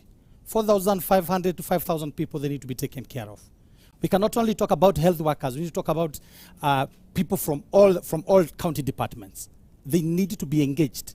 We need motivated workforce so that we can be able to deliver value for the people of Nakuru. We will wish to see even county askaris wakikutana na wewe wanakuambia na kuomba nikushike kwa sababu makosa yako ni hii na hii na hii. Then the system continues. If it's issues of fines, even be able to pay online. The issue of spatial plan. I deeply cry for our country. On matters of spatial planning and land use management, we need to start thinking different. Nakuru County, when shall we ever be able to farm properly? For example, let's take a very close place here called Bahati. Very briefly, sir. Thank you. The land which was there in 1990s, where people were using machinery, today they are all plots of 50 by 100. How shall we feed ourselves? So when we are looking at the cities and all and how the settlements should come, that one should come into line. Equity, meritocracy, and not only that, public participation. We need to ensure there is a class that does not participate in public participation. The people who work very hard to make it happen in this Nakuru, we need to be sensitizing people so that their contribution can be done online. People are in WhatsApp groups, there are all these things. There's some way we can be able to customize that and they be able to be part and parcel. These issues of 30, 40 million for every ward will never change the big issue. We need to take, if we are getting, because we are getting 17 billion plus, give every sub-county 1 billion. Let's start discussing. Thank you. What is this transformation? Can we see from each sub-county work closely with the member of parliament of that area, start working together with MCs of that area, be transformative, non-communicable. It should not be discussed. You should go to the hospital, be checked, and let diagnosis come out. Then on matters of plastic, it is in law.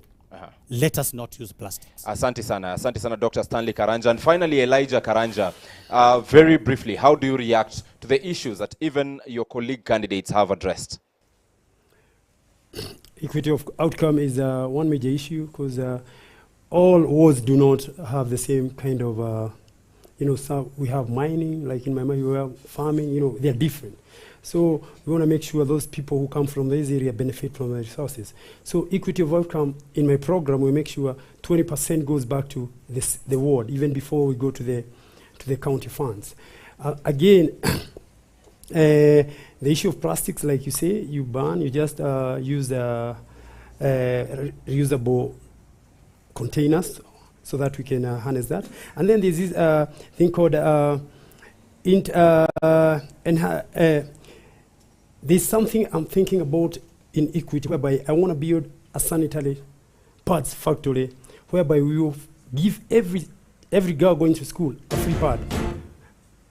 Please proceed. Okay, fine. We're going to give them free and informal sectors so that they can restore their dignity, because we know our young girls, actually most of them, go for very low money. So we want to remove that so that we can give confidence, and then even through that, we're going to improve their medical health. That is my focus on how I'm going to fix, but everything starts at world level. Thank you so much, Elijah Karanja. Just before I get it to Ken Mijungu, Governor Lee, Senator Mungai rated you at 20%. Don't explain, how do you rate your administration? On a scale of 1 to 10, 1 meaning very low, 10 meaning extremely good. On what aspect? Your performance in the 5 years as governor, on the roles that the people of Nakuru gave you. Well, I think it's just good to say what have other independent bodies rated Nakuru. I said Nakuru has been rated top in health 2 years consecutively. We've gotten global awards on management away from ourselves. So it is obviously in the interest of a competitor to manipulate the scores so that their face can look white. I now go back to Ken Mijungu. Ken, you want to take it away from this point? All right, thank you very much. And of course, we have run out of time. We've tested and stretched your patience. But I think, Ibrahim, it will not be okay if we left two people go without asking questions. One, I'd like to, because all these gentlemen sitting here, if any one of them becomes the governor, they'll be working closely with the Business Association of Nakuru, Nakuru Business Association. So I'd like someone from the Nairobi Business Association, Nakuru Business Association, to ask a question. And then after that, I'd like one question from the youth. So let me start with the youth. Please direct your question to any of the participants, and then I'll give someone from the Nakuru Business Association, then we can close. Go ahead. Thank you very much. I'd like to start by thanking the... No, we don't have time. Just ask the question. Okay. Yes. So in terms of public participation, what can we do to get the youth involved through technology? Also, as candidates, once you've occupied office, if you're not doing your job, what can we do? Instead of being held hostage for 5 years, please tell us what we can do to take care of that problem. Do you have it directed to any of the participants? The governor first, the sitting governor, and then the aspirants can tell us about accountability. Asante sana. The youth. The business community. Nakuru business community. Here, if we could have the mic here. This one. Evening, my name is Mwangi Moshemi, Chair of Nakuru Business Association. Very quickly, in Nakuru we have a problem. We are a transit town, so we are getting licenses to do any transit business. Any business in there, we are doing about 37 licenses for any business. What are you going to do about it? The second question is, Nakuru we have transit. Every time you use a truck to go out of town, you have to pay another license. So you go to Kericho, you're paying licenses there, all that. What are you going to do as a governor? What are the laws that govern that? Second question is utilization of budgetary allocations. We want to know your plan for, Nakuru is one of the biggest tourist destinations in Kenya, and Kenya being local and international tourism, but our budgets are very low. We want to know what you guys are going to do about that. Third, appointments of your county executives, county officials, county members. What's your plan to do with the business people And how do you incorporate the business management organizations within the county and externally, like all the other business organizations that run within Nakuru? Thank you. Thank you. Thank you. I think because the questions are directed to all of them, let's begin with the youth issue, the participation. And I'll begin with Wayaki. Just take the least time you can, but comprehensive answer would suffice. Licenses. Licenses are issues of taxation, and any taxation must be productive in principle. It must be wide and bearable.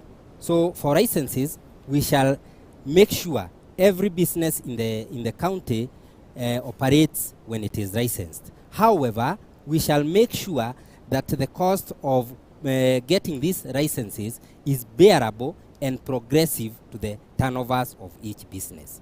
Number two. Are you proposing reviewing the license fee? Is that what you're saying? You will make sure? Definitely the licenses regime have to be reviewed if Okay, I go become ahead. the governor. Go ahead.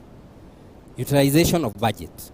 We'll make sure that we prioritize, because we'll have done proper public participation. We shall be able to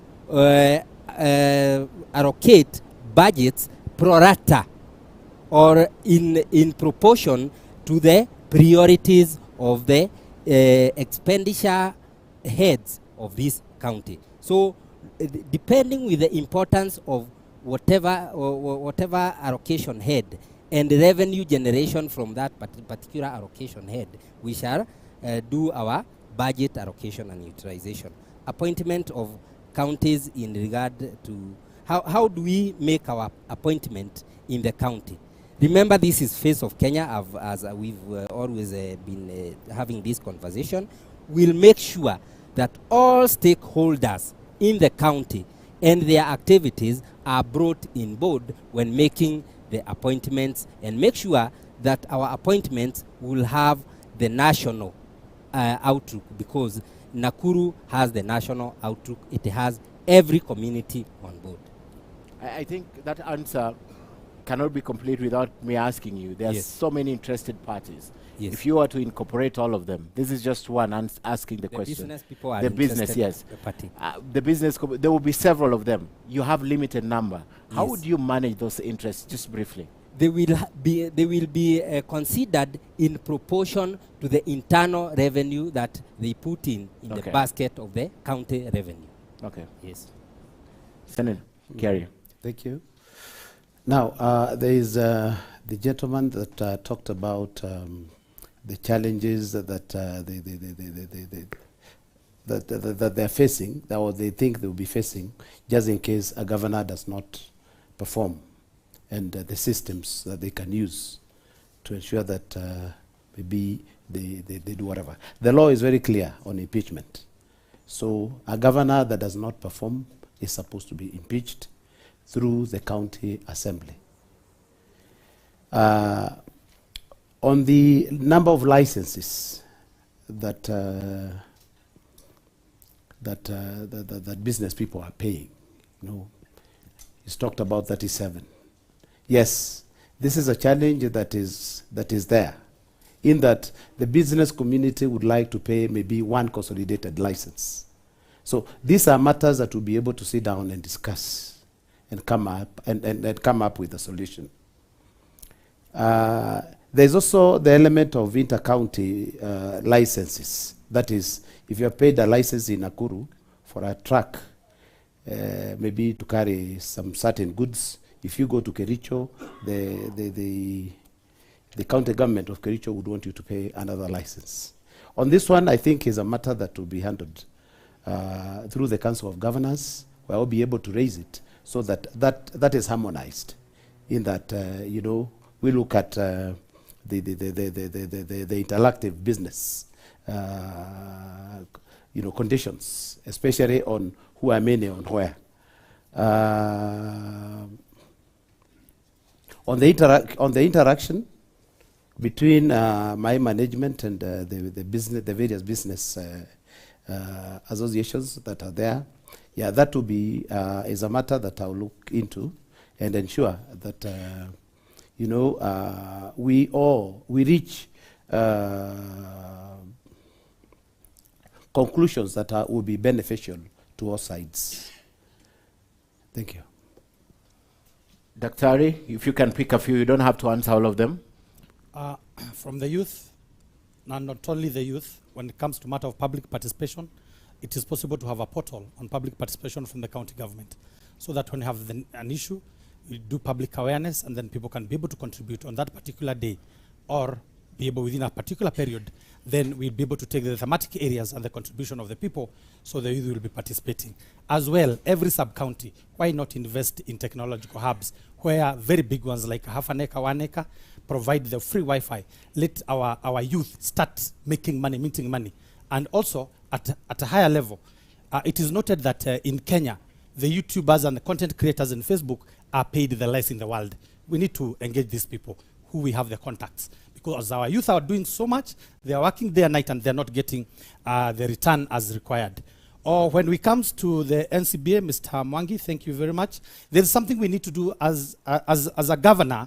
It's very good to appreciate the ease of doing business, and also to appreciate cross counties. You need council of governors, and also you need some legislative to be passed through an arm like Kenya Investment Authority. If you have a branded truck, you go to another county, you will pay. So if you leave from Nairobi to go to Kisumu, you'll pay a lot of licenses, or you'll be hassled, you'll not be able to go. So that's an issue which we can work collaboratively and with partnership with fellow governors, council of governors, to be able to ensure the issue of many licenses. When you're transiting this business, we need to appreciate this is one Kenya. So, and this is where the level also where Governor Lee had said, we voters, the voters needs also to appreciate the level of county assembly, MCAs, that you are getting, because these are the things they can be able to take over to the National Assembly with a high quality level of the same people. Then they can be able to understand the challenges we have in ease of doing business, paying many licenses, and it is happening. I'm in business, and I can tell you, it's a pain. Okay. The issues of utilization and budgetary allocation, I would wish to involve all the stakeholders in the county. The pie that we get, what do we do? Come to matters of tourism. Why not we have the Subukia Shrine here? Why not be able to tap 1 million visitors in this county by investing maybe 1 billion and be able to do a proper track from Kungste, where they can go all the way and then they can come with cable cars back to Nakuru, where we'll also have underground roads. My friend, watch this. Then the issues of CECs and chief officers. Again, Mr. Mwangi, you asked that one. It is stakeholder participation. And we will wish, and I will take that one personally, that we have the voice from the business community, the voice from each sub-county, the voice from each and every other community, minority, and the like, so that we can be able to build that. I think that Daktari, I have to stop you.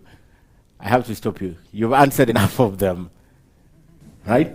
You are finished with my explanation? Okay, thank you. Governor Lee, if you have to weigh in, these are issues that we've addressed. Okay, I think with respect to public participation, it is good to know that the law did not anticipate online sort of Zoom public participation engagements. It calls for a physical meeting that was held this time to this time, and all those things were signed. So I think that question is well in order, but we may want to ensure that it conforms to the laid down parameters on what is a public participation. Because if there was an issue tomorrow on whether a public participation took place and you say you did a Zoom meeting, the eligibility of that is probably what we need to look into. Then the issue of recall, I know my colleagues have mentioned the possibility of recalls, but it's good to know that since devolution came, not even one has actually worked, other than the impeachment through the county assemblies. So maybe it's good to know that if for 10 years it hasn't worked, maybe it will be the first one to happen. And the key word here is, at the time of electing, elect a person you are sure. Because hoping to elect a trial and error and correct it the following year through a recall would be a tall order, in my opinion, given historical experiences. Transit licenses, we are working within what you call economic groups.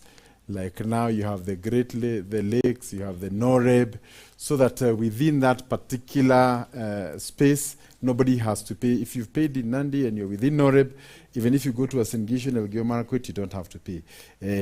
Sereb, which is now where Nakuru falls under, if you've paid here and you go to Laikipia, Nyandarua, and all those places, you don't have to pay again. So those protocols are at an advanced stage, and I'm sure we'll be able to get them in due course. With respect to appointments, I think mainly is to urge, especially the professionals, to apply for these jobs. I think one of the biggest challenges you have is that you have very good people, but they consider politics and public service a bit tricky. So they do not participate even when we advertise for some of those positions.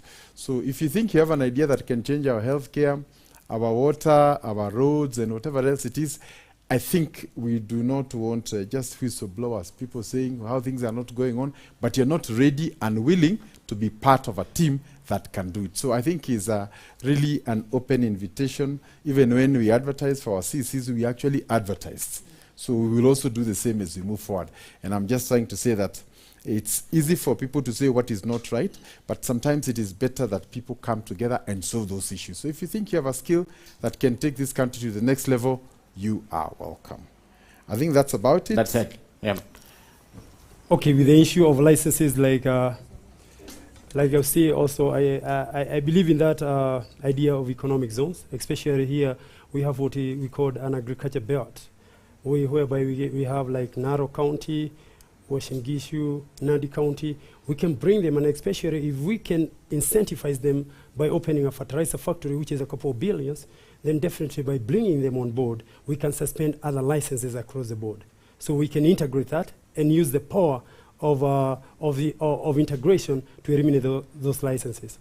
With the issue of the young men there talking about the youth, don't worry about a recall when I'm a governor, because my agenda is youth. Eh? Like you heard before, I said I'll bring digital centers here in Nakuru County, digital hubs all over the county, and I'll help you. Like I told you, I don't know where you are, whether you are here, but you can go and Google upwork.com. You see what kind of jobs are there, and those are the skills we can enhance. And some of them are 3 months to 6 months to 1 year, which will bring 100,000 to 60,000 jobs. So definitely don't worry, as your governor, you're going to have money. And again, when you earn money, we improve our businesses because we restructure the supply and chain. You can go get yourself a house. You can go buy whatever. You can have fun. So that economic base will be uplifted by youth having jobs. So only through youth can we uplift our county. And 100% for youth, 100% to get jobs. Gentlemen, thank you so much. Ladies and gentlemen, the crowd also, thank you so much for tonight. It's way past your bedtime. I'd like to let you go. But before we leave, I'd like to appreciate once more our sponsors for this program right here in Nakuru. Midland Hotel for hosting us tonight, Amnesty International for sponsoring the debate tonight, Midrift, Herinet, I think that's Human Rights Network, the Center for Democracy and Good Governance, Center for Transformation Leadership, Ashley's Event, the Media Council, who's our regulator, they're right here, Mercy Cause, Nakuru Business Association, for also partnering with us, and more importantly, for our media partners in Nakuru, because this was live in all local TV stations and radio stations. And my two colleagues, Yeri and Ibrahim, thank you so much for coming tonight. And most importantly, again, is you who've spent time to come and listen to your leaders. So asanteni sana for coming tonight. Hopefully we'll have an opportunity to do this again with your Senate aspirants next time. I hope you have heard them, because as I always say, we need to keep speaking, because the day we stop speaking, that's the day we begin to fight, because we have nothing to say. Governor Lee Kinyanjui, thank you so much. You came a little bit late, so I'll start with thanking you. And I'll go to Wayaki. Thank you so much for coming tonight. Kiari, Pioneer Senator, thank you so much. Dr. Stanley Chege, asante sana. And of course, last but not least, Elijah, for the exciting remarks, the man of numbers. Thanks for watching this special edition of Kivumbi 2022. Tomorrow night, we're still here with Kivumbi 2022, right from Nakuru. We'll